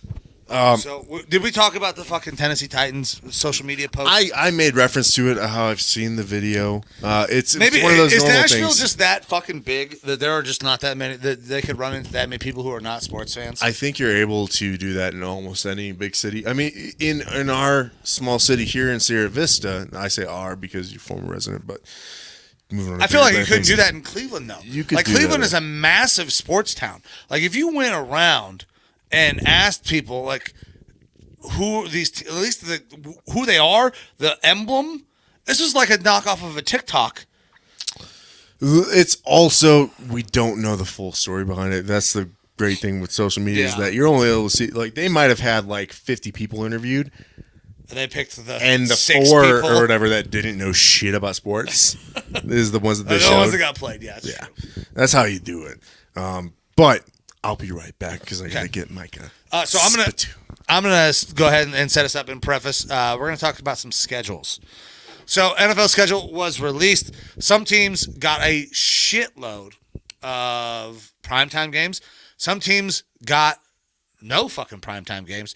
It's almost an anomaly at this point that your team does not end up on at least one primetime game. It's very, very rare. I'm glad that we are not going to see the same team for 4 fucking weeks on Thursday Night Football. Last year we had the Broncos. Thursday Night Football, I think they were on there 3 times. It might have been 4. But they were on there so much that I was like, I'm not watching Thursday Night Football. Because you knew the games were going to be bad. Amazon had to be furious with the games that they got because not a single one of those Thursday night games until way late in the season was even remotely competitive or watchable. I think they scored fucking 17 points in the first 4 weeks of Thursday Night Football. It was so bad. But to think that your team doesn't get a primetime game, if your team didn't get a primetime game, your team's probably not very good, or there's not a good storyline to pump behind your team. Like, we see the Lions on opening night. When did we ever think we were going to see the Lions on opening night? In recent memory, no. Never. Not a thing. Now, after last season and seeing how they made sure the Packers didn't make it into the playoffs, fucking absolutely. Dan Campbell was a great storyline. He's fun to fucking watch. Absolutely. As an NFC North team fan in the Vikings, I am happy to root for Dan Campbell in all games other than ones when he's playing the Vikings. Like, that team is fun to watch. They are fun to watch. The team is just the team is fun, man. Like, I love the way they go about their business. But if your team didn't get any primetime games, your team probably stinks. Like, real bad. Yeah. Did you name the ones that did not get any primetime games? I did not name them yet, no. All right. So I've got the list here for y'all. We'll start off with the people who have a lot. All right. So 6 primetime games. You have Kansas City, the Chargers, Buffalo, and Dallas. Dallas gets in there because they're America's team, and ESPN has a big old fat chubby for them. And the Chargers get one because they were a massive market. Yeah, out there in L.A. 5 primetime games. New York Jets, I wonder why they got that. Green Bay. That's interesting. Gay! Minnesota. I think that's a little bit much for us, honestly. Vegas, Philadelphia, and San Francisco. All right. Vegas, market. Big markets. Minnesota, they won the North last year. But again, me personally, as a Minnesota Vikings fan, I would have liked to have seen less. Not just because Kirk Cousins plays better out of prime time, but I think they were going to have a little bit of a down year. Green Bay, that is, again, just ESPN being cronies. 4 games in prime time this year. Detroit, Chicago, Denver, Baltimore, Cincinnati, New England, and Pittsburgh. And actually, I have one more to add there to the 5 games. That's the Giants. The Giants actually have 5 games in massive prime time. Market. Mm-hmm. Oh, we're a good team. Made playoffs last year. I still don't understand why Denver has so many again. They're not playing on Thursday night, I hope, because it was awful to watch. Yeah, they were a terrible team to watch. I could see them having all the Amazon primetime Thursday night games. Like I said while you were getting me to Spitter, man, if I'm Amazon, I'm fucking furious with the games I got last year because they were awful. Yeah, you're paying hundreds of millions of dollars to be able to televise 17 fucking games. Not even 17, 16, because they missed one. And those are the games you got. Mm-hmm. Again, that's Detroit, Chicago, Denver, Baltimore, Cincinnati, New England, and Pittsburgh. 3 primetime games. You have New Orleans, Seattle, Jacksonville, and Miami. I'm surprised Seattle, Jacksonville, and Miami are all at 3 games. Jacksonville, team on the rise. Miami was a team that was very hot until 2 got hurt. Yeah. And Seattle, again, very hot. Very hot team. 2 primetime games: Tampa Bay, Cleveland, Tennessee, Carolina, and the Rams. The Rams, again, big market, but they've been dog shit. Carolina, first overall pick. There's reason for hope, and that's why they got some primetime games. Mm-hmm. Tennessee, kind of don't know. I don't understand. Yeah. Like, are we even sure Tannehill's going to be on that team? I think he will be, but it's going to be just a incestuous fuckfest of Tannehill, Willis, and Levis. One of those 3 is not going to be on the roster. If there's an injury, 100%. They will trade Tannehill. Even without an injury, I believe that one of those 3 will not be on the roster. I feel like if there's an injury to a team that thinks that they have a shot, I don't think the 49ers are a good fit for Tannehill. I don't think so either. But if you have a situation like a 49ers situation where you have a team that's like, we got all the pieces, but our quarterback now is hurt, you can put Tannehill in for half a season and maybe get 500 wins. On the get it 500, get half wins, maybe. 1 game in primetime. Washington Commanders. I think that's going to be their one swan song. This is the end of the Dan Snyder era. That's got to be a Thursday night too, right? You'd think. You're not putting that on Sunday or on Monday. And the teams with no primetime games, Houston, Atlanta, Arizona, and Indianapolis. So a lot of that makes sense with the exception of Indianapolis. I can make arguments for two of these teams. Okay. Houston and Indianapolis. Houston, they have a new head coach, D'Amico Ryans, who I really like. Mm-hmm. They have themselves a solid draft, and I think that just that coaching and the talent that they've brought in this offseason is enough where they are going. I mean, they were a weird team last year. They were different than we've seen from Houston, even with Lovie Smith being the coach, where they were feisty. They took the Chiefs to the end of the game. Yeah. The Super Bowl winning Chiefs, they took them to the end of the game. You have them. It was every week was their Alamo. It was the saying kept on saying. Oh, and then they fucking won the Alamo and cost themselves the number 1 overall pick. Absolutely. Lovie Smith, the fucking dog. Yeah, hey, helping out the Bears. Fuck yeah. Helping out the Bears, baby. But I mean, so I can make an argument for Houston where they're going to be a surprise team this year that is going to get closer to 500 than people might expect because they've been so bad, but they did have an injection of youth talent. CJ Stroud is going to be head and shoulders above Davis Mills, I think, year one. I don't think that CJ Stroud starts the season. Really? I don't. Wow. That might be a hot take. So this is the only reason why.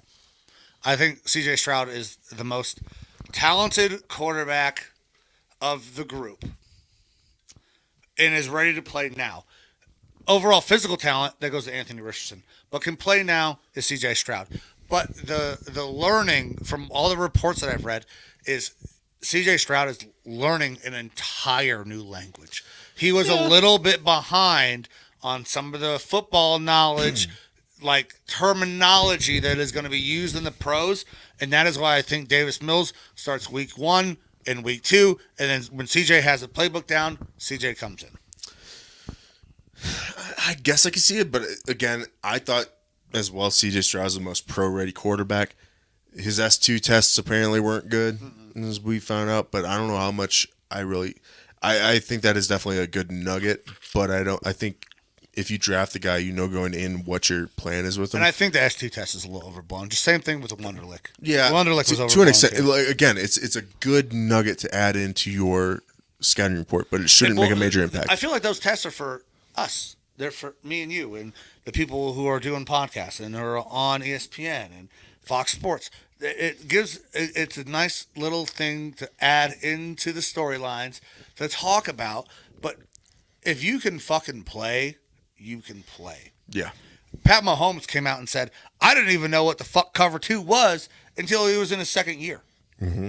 Like, if you can play, you can play. So the testing, to me, is not a huge thing. I don't necessarily care about the testing. Yeah, and so I'm not giving a ton of credibility to that SU test. Again, CJ Stroud, I think, is the most pro-ready quarterback. I think that the way that off seasons are looked at is a lot different from 5 years ago, where you start putting on pads way earlier and doing a lot more bang around stuff way earlier.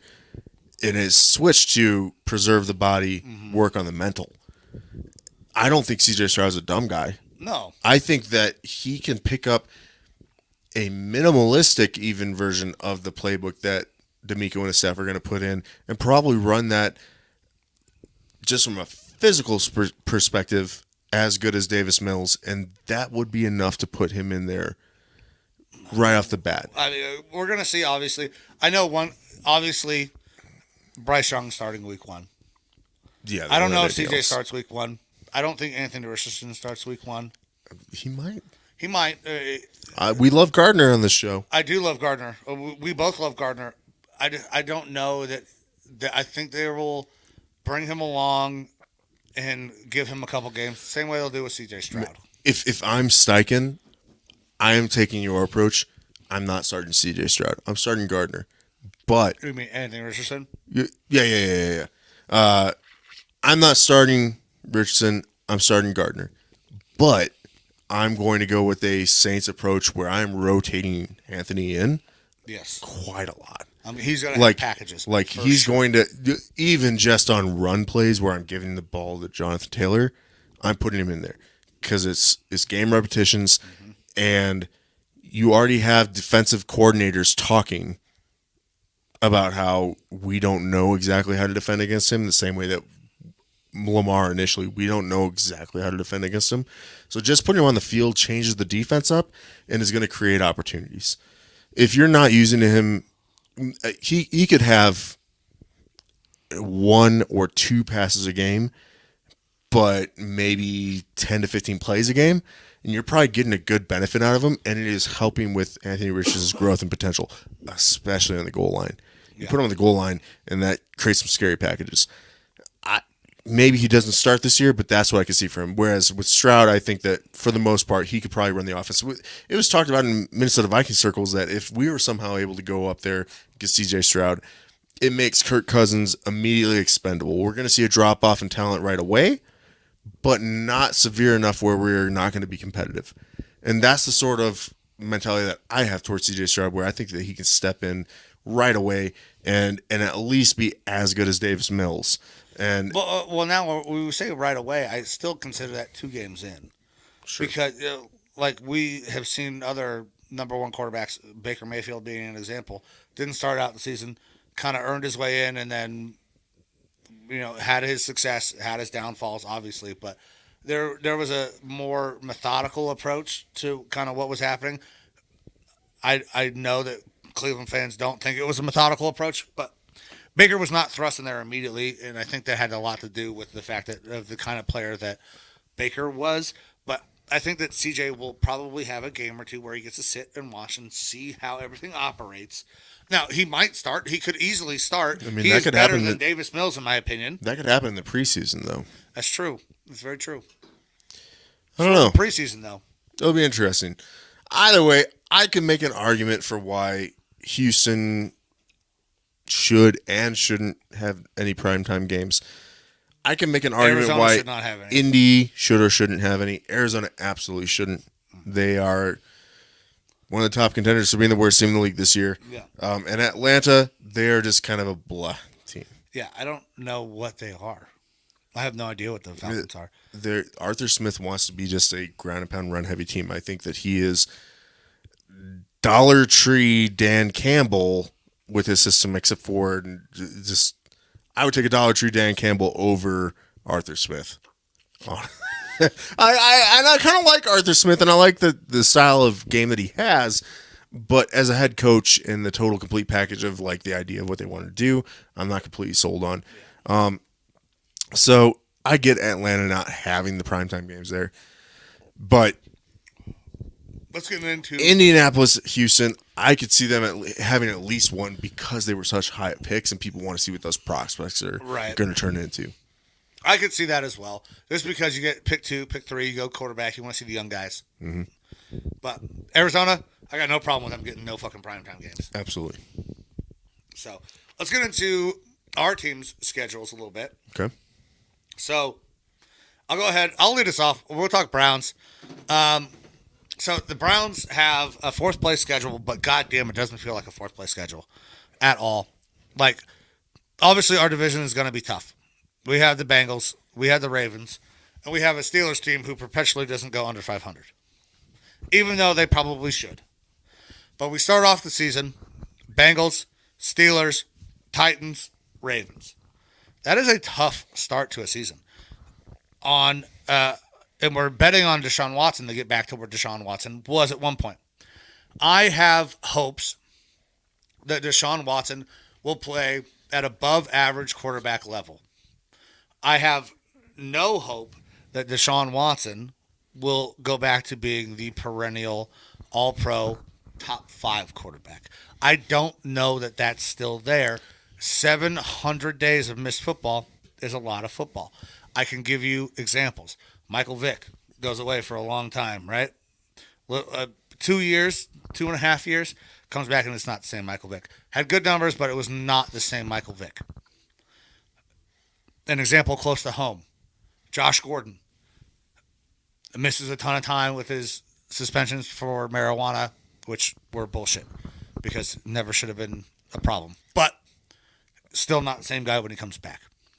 It's hard to miss that much time. Do I think Deshaun Watson can play above average quarterback level? Yes. Do I think he will be elite? No, I don't. So starting out with 3 of our division opponents in the first 4 weeks is a tough fucking boat to row. Yeah. Especially when you start week 1 with the Bengals. We have been great against the Bengals. We have beat Joe Burrow more times than Joe Burrow has beaten us. That doesn't mean that it's a fucking He hasn't won in Cleveland, right? Mm-mm. I don't think he's won in Cleveland, but he has beaten the Browns in Cincinnati. Is it a home or away game? It is a home game. But also, the Browns are notoriously bad in the season opener. Have not won a season opener in a long time until, this last year. Yep. Finally got over the hump. So, that is tough. I think we can take 2 from the Steelers. Well, I think we can split Ravens and Bengals. And I'm not high on the Titans. So I think realistically we can go 2-2, maybe 3-1 at the start of the season. That feels good to me. But when you go down this line, you're looking at 4th place teams or the 4th place schedule. We got to face the 49ers. That is a very, very tough game. Uh-oh. Whoops. I'm going to get DMCA'd for me playing Freak Me. Let's not get a copyright. Colts. I'll be interested to see what kind of Colts team actually shows up this year. I think we can beat the Colts, though. I like Steichen as a head coach, and I like the moves that they made this offseason. I think that this is a team that's going to have a quick turnaround. But they're at the beginning of that turnaround, so you guys have an opportunity to take advantage of that. Then we're going to go out to Seattle. Seattle was very good last year, and anytime you travel to Seattle from across the goddamn country, that is a tough, tough game. But then we get a cakewalk the week after. We face the Cardinals. Got the Ravens again, the Steelers again. Then we go to Mile High, face the Broncos. Broncos were terrible last year. They will be better this year than they were last year because Sean Payton will not allow that same bullshit to happen. Anytime you go to Mile High, that is a tough game. I expect that to be a tough game. I think a game that we can win, though. I think the biggest thing with the Broncos as well is that Sean Payton is a head football coach. Nathaniel Hackett is a hack as far as a head coach. Yeah. All right? So you have Russell Wilson. We know what he was, and we kind of seen what he is now. He's going to adjust the system to fit Russell Wilson with where he is now. The same way that the Broncos in the past did with Peyton Manning. Yeah. He's a good coach. Yeah. He's ripping bong hits. He's going to... Dude, that was wild. I could not believe that came out. He's going to adjust the system where Russell Wilson can be at least average effective, which is not what we saw last year. So we will see an uptick from that Broncos team this year. Yeah. But then we got to follow it up by going to the Rams. Rams, not good last year.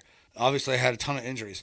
But going on the road to the Broncos, going home, going on the road to the Rams, that is a tough back-to-back week of long-ass flights. I think we can beat the Rams, but can we deal with the travel? That is one question that I have. That is going to be a little tough situation. I think that we can get both of them, but am I 100% confident with the amount of travel? No. Then we got Jags.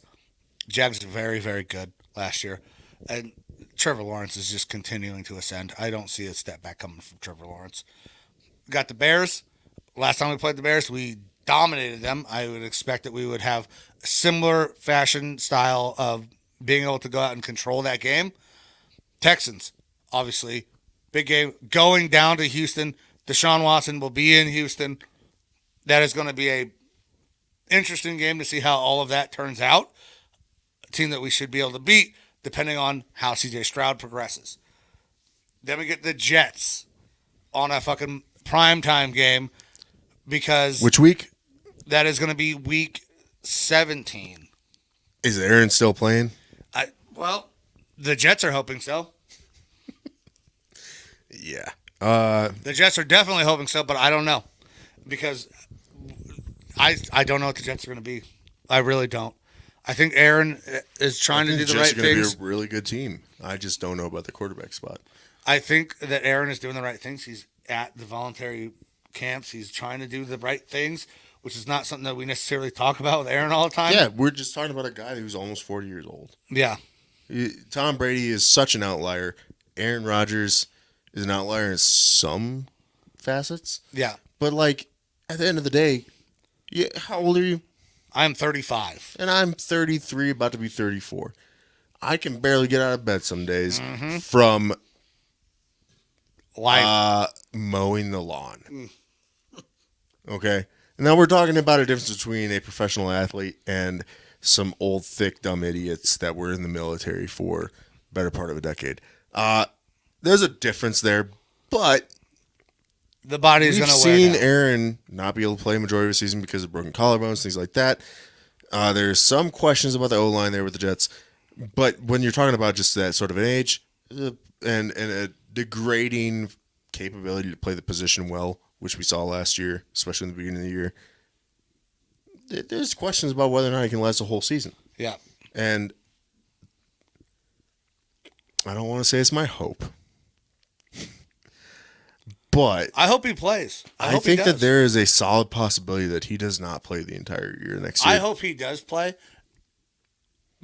But also at the same time, I kind of feel like if he does play the whole time, it's not going to go the way the Jets want it to go.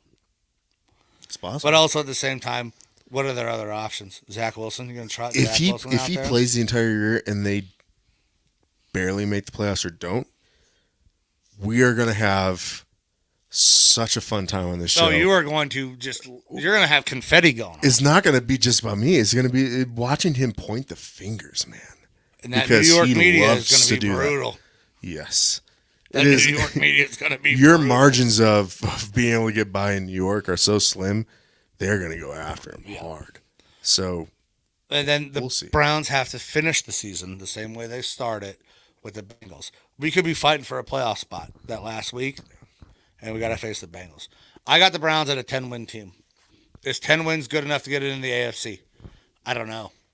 With as much quarterback talent that is in the AFC, I don't know if 10 wins get you in. I think it's going to take 11. Yeah, within your division, it's going to be difficult. I don't think we can win the division. Yeah. I would love to say that we can. I'd love to be a Browns fucking homer the whole way. I just cannot. I cannot do it because I know what this Browns team is almost always compared to what they can be. I would love to say, week 18, we got a wild card spot locked up. We can rest guys because the Bengals have already secured the division because I would imagine that they will. I don't know. I got us at 10. I think you're going to have 11 to get in, though. And also a reason that I don't know if the Jets will make it. That's true. That's true. Now, as far as my Vikings, we were pretty close to my prediction last year of how many wins we were going to get, and I was very bullish. You were very bullish on the Vikings, and they exceeded my expectations, to be honest. Like, I was bullish for the show, but they did way better than I think that most people expect them to. A lot of people say that their record didn't actually match their talent, which I get. It's people use it as a knock, but it's true. The defense was terrible. The offense was really good, and we won a lot of special games, be it the Bills game, the Colts game, things like that. This year, I don't feel like we are that much different of a team. If anything, I think we're a better team. The addition of Jordan Addison versus Adam Thielen, I think that we'll see at a minimum the same production from Addison that we did from Thielen a year ago, and Thielen's on the downturn. And I think the sky's the limit for Addison. Defense, we got rid of some veterans that I really like, whether it's Zadarius Smith or Eric Kendricks, things like that. But it is that bite the bullet, go to a youth movement, start the transition to a new team. If we had the same exact roster as we did last year on defense, the addition of Brian Flores, to me, takes us from bottom 3 of the league to maybe around 20 to 25. Worst case, 25th worst defense in the league, which I'm happy with as far as a year-to-year progression. Because of that, I think that this team has very good potential to be better than last year. Record-wise, I think we will have a worse record. And I think this will be why I said earlier, a down year for the Vikings. All right. Running through this schedule real quick, the main quick hit pointers are we have no cold games this year. All of our outdoor games in the cold, or what would be in the cold, are being played early in the year. So they're not going to have outdoor games out in inclement weather, which is kind of nice. It's different for this team, especially being the NFC North. Well, and especially because you guys are a fucking dome team now. Yeah. You're not having to play the Packers or the Bears outside in December, January, November, which makes it easier for a team that is a little bit more high-powered offense, which is what we're moving to. We have 5 games in prime time, which is cool because I get to watch those primetime games, but it's also a bad thing if you track Kirk Cousins, who is great in the 1 o'clock slot, terrible in primetime. And that narrative is only going to get cemented this year if he plays poorly in those games. We have an early week 2 Thursday night football game versus the Eagles. Last year we had a primetime game versus the Eagles week 2, where we had just come off a big win versus the Packers, and we're like, hey, we might be fucking legit. And then the Eagles kind of stomped us. It'll be interesting to see how we compare against the Eagles this year. I don't expect to win that game. But that's a good litmus test to show where this team has progressed from year 1 to year 2, where the Eagles from last year to this year are arguably better as well. We're home on both Christmas Eve and New Year's Eve, which is nice. And then 2 of our last 3 games are versus the Lions. That is obvious by the NFL. They're expecting the Vikings and Lions to be fighting for that first place in the division. The Lions had an interesting draft, we'll call it, this year. I'm not high on it. Some people are high on it. I liked it. I know you like it. It'll be interesting to see how that works out. There's a lot of Dan Campbell guys, and Dan Campbell has worked for that team. It has brought them out of the slums. We'll see if that mentality can take them from where they're at right now up to the top floor, which is very possible. I could see the Lions winning the North this year. But getting back to the full-on schedule, we have week 1, Tampa Bay at home. That should be a win, in my opinion. Yeah. Week 2, at Philly. That's Again, if we win that game, I'll be very surprised. I'll be happy, but I'll be very surprised. Week 3, home versus the Chargers. That's a very good offense. That Chargers team has always been weird, where it's like they're very, very talented, and it's like they drop a lot of games they shouldn't. especially ones in the playoffs. That's a 50-50 game to me because it's a home game. Versus the Carolina Panthers, I think the Carolina Panthers are on the way to becoming a better team. We're talking 2-3 years, though. I still don't know if they're that great of a team. I think we can win that game in Carolina. Week 5 versus the Chiefs, I'm counting that as a loss because Chiefs are just a very good team.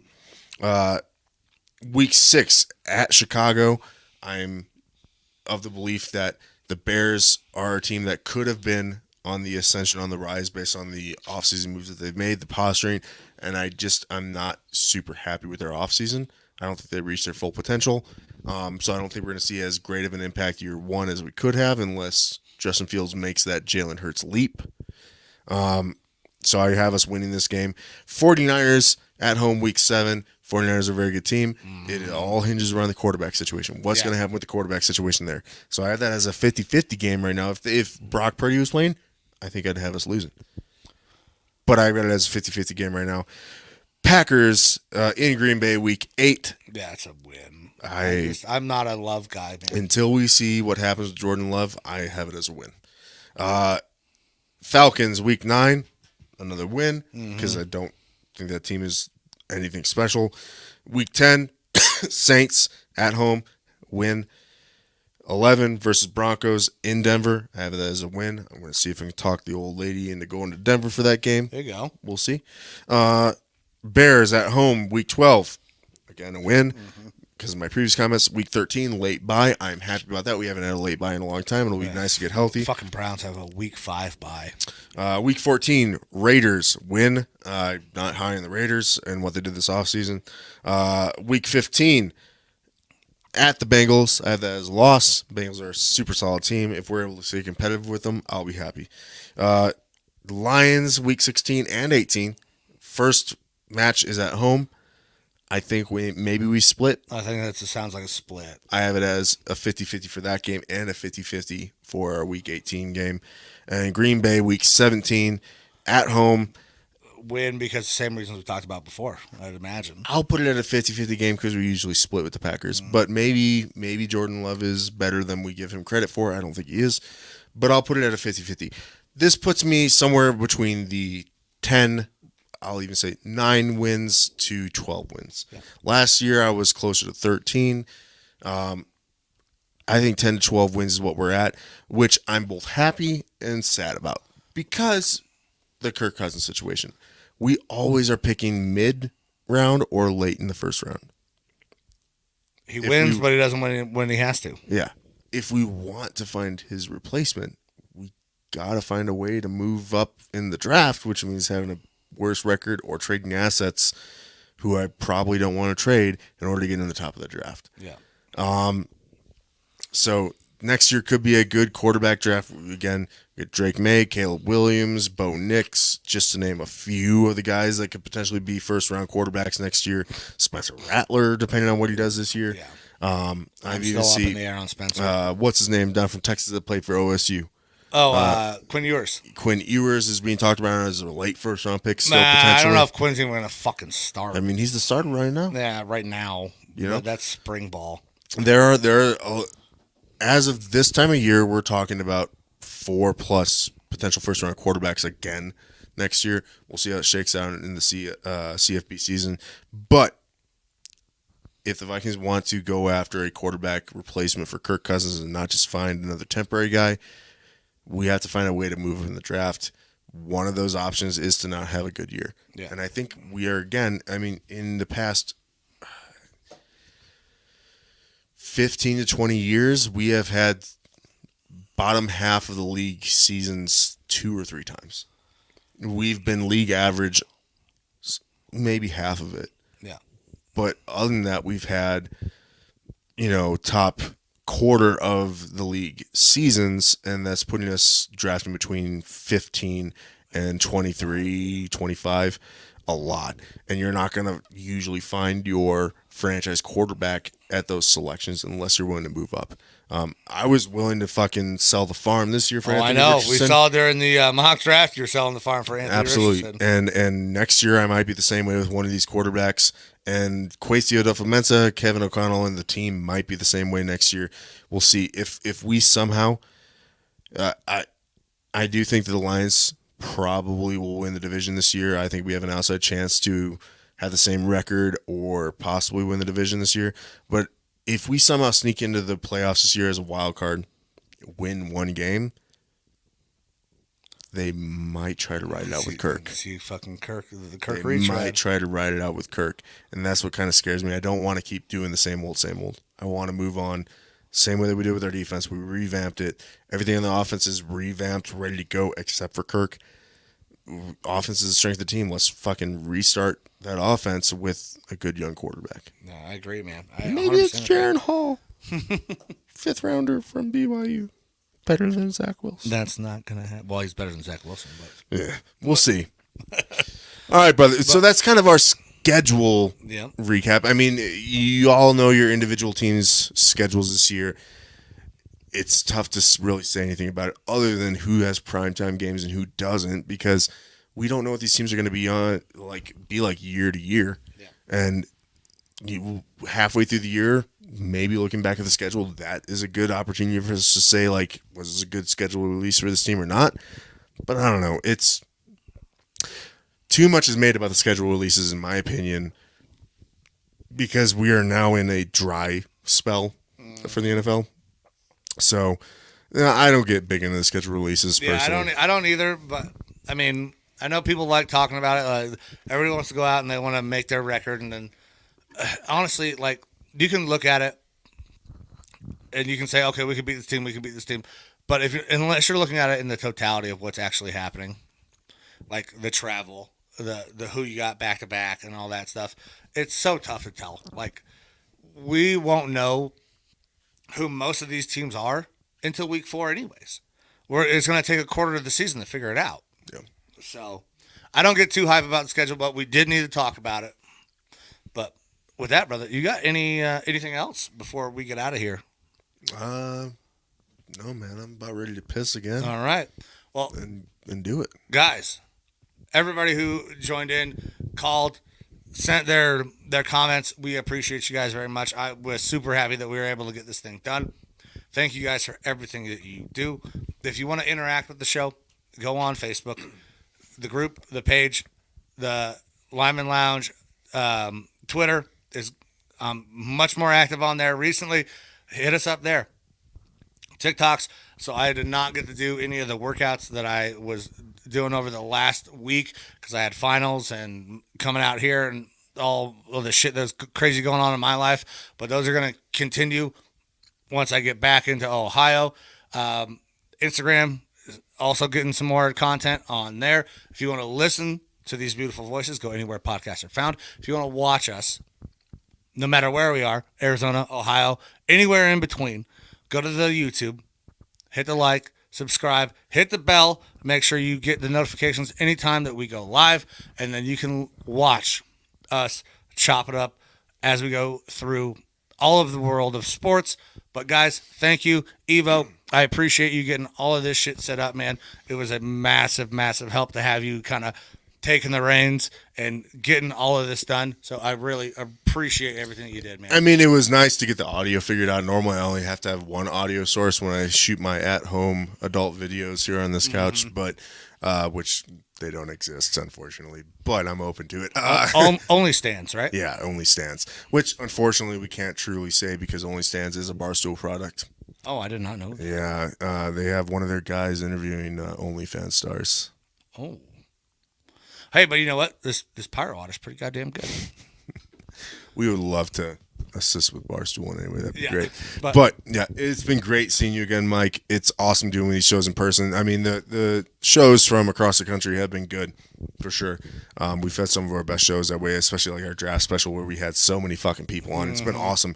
But being able to be again here with you in person is awesome. It feels like we're picking up right where we left off from when you left out of here. So, and plus, I mean, on a personal note for me, it's good seeing friends again because I've had so many friends depart the area, and so getting to see friendly faces is always a nice thing. So love you, buddy. Love having you back in town, even if it's just for a moment. And super glad we got to put on this show here in person. All right. Well, guys, thank you very much. Hey, brother, appreciate you. We're gonna get the fuck out of here. I got to go take care of business. But guys, we'll be back next week. Thank you. We appreciate you. We love you. See ya.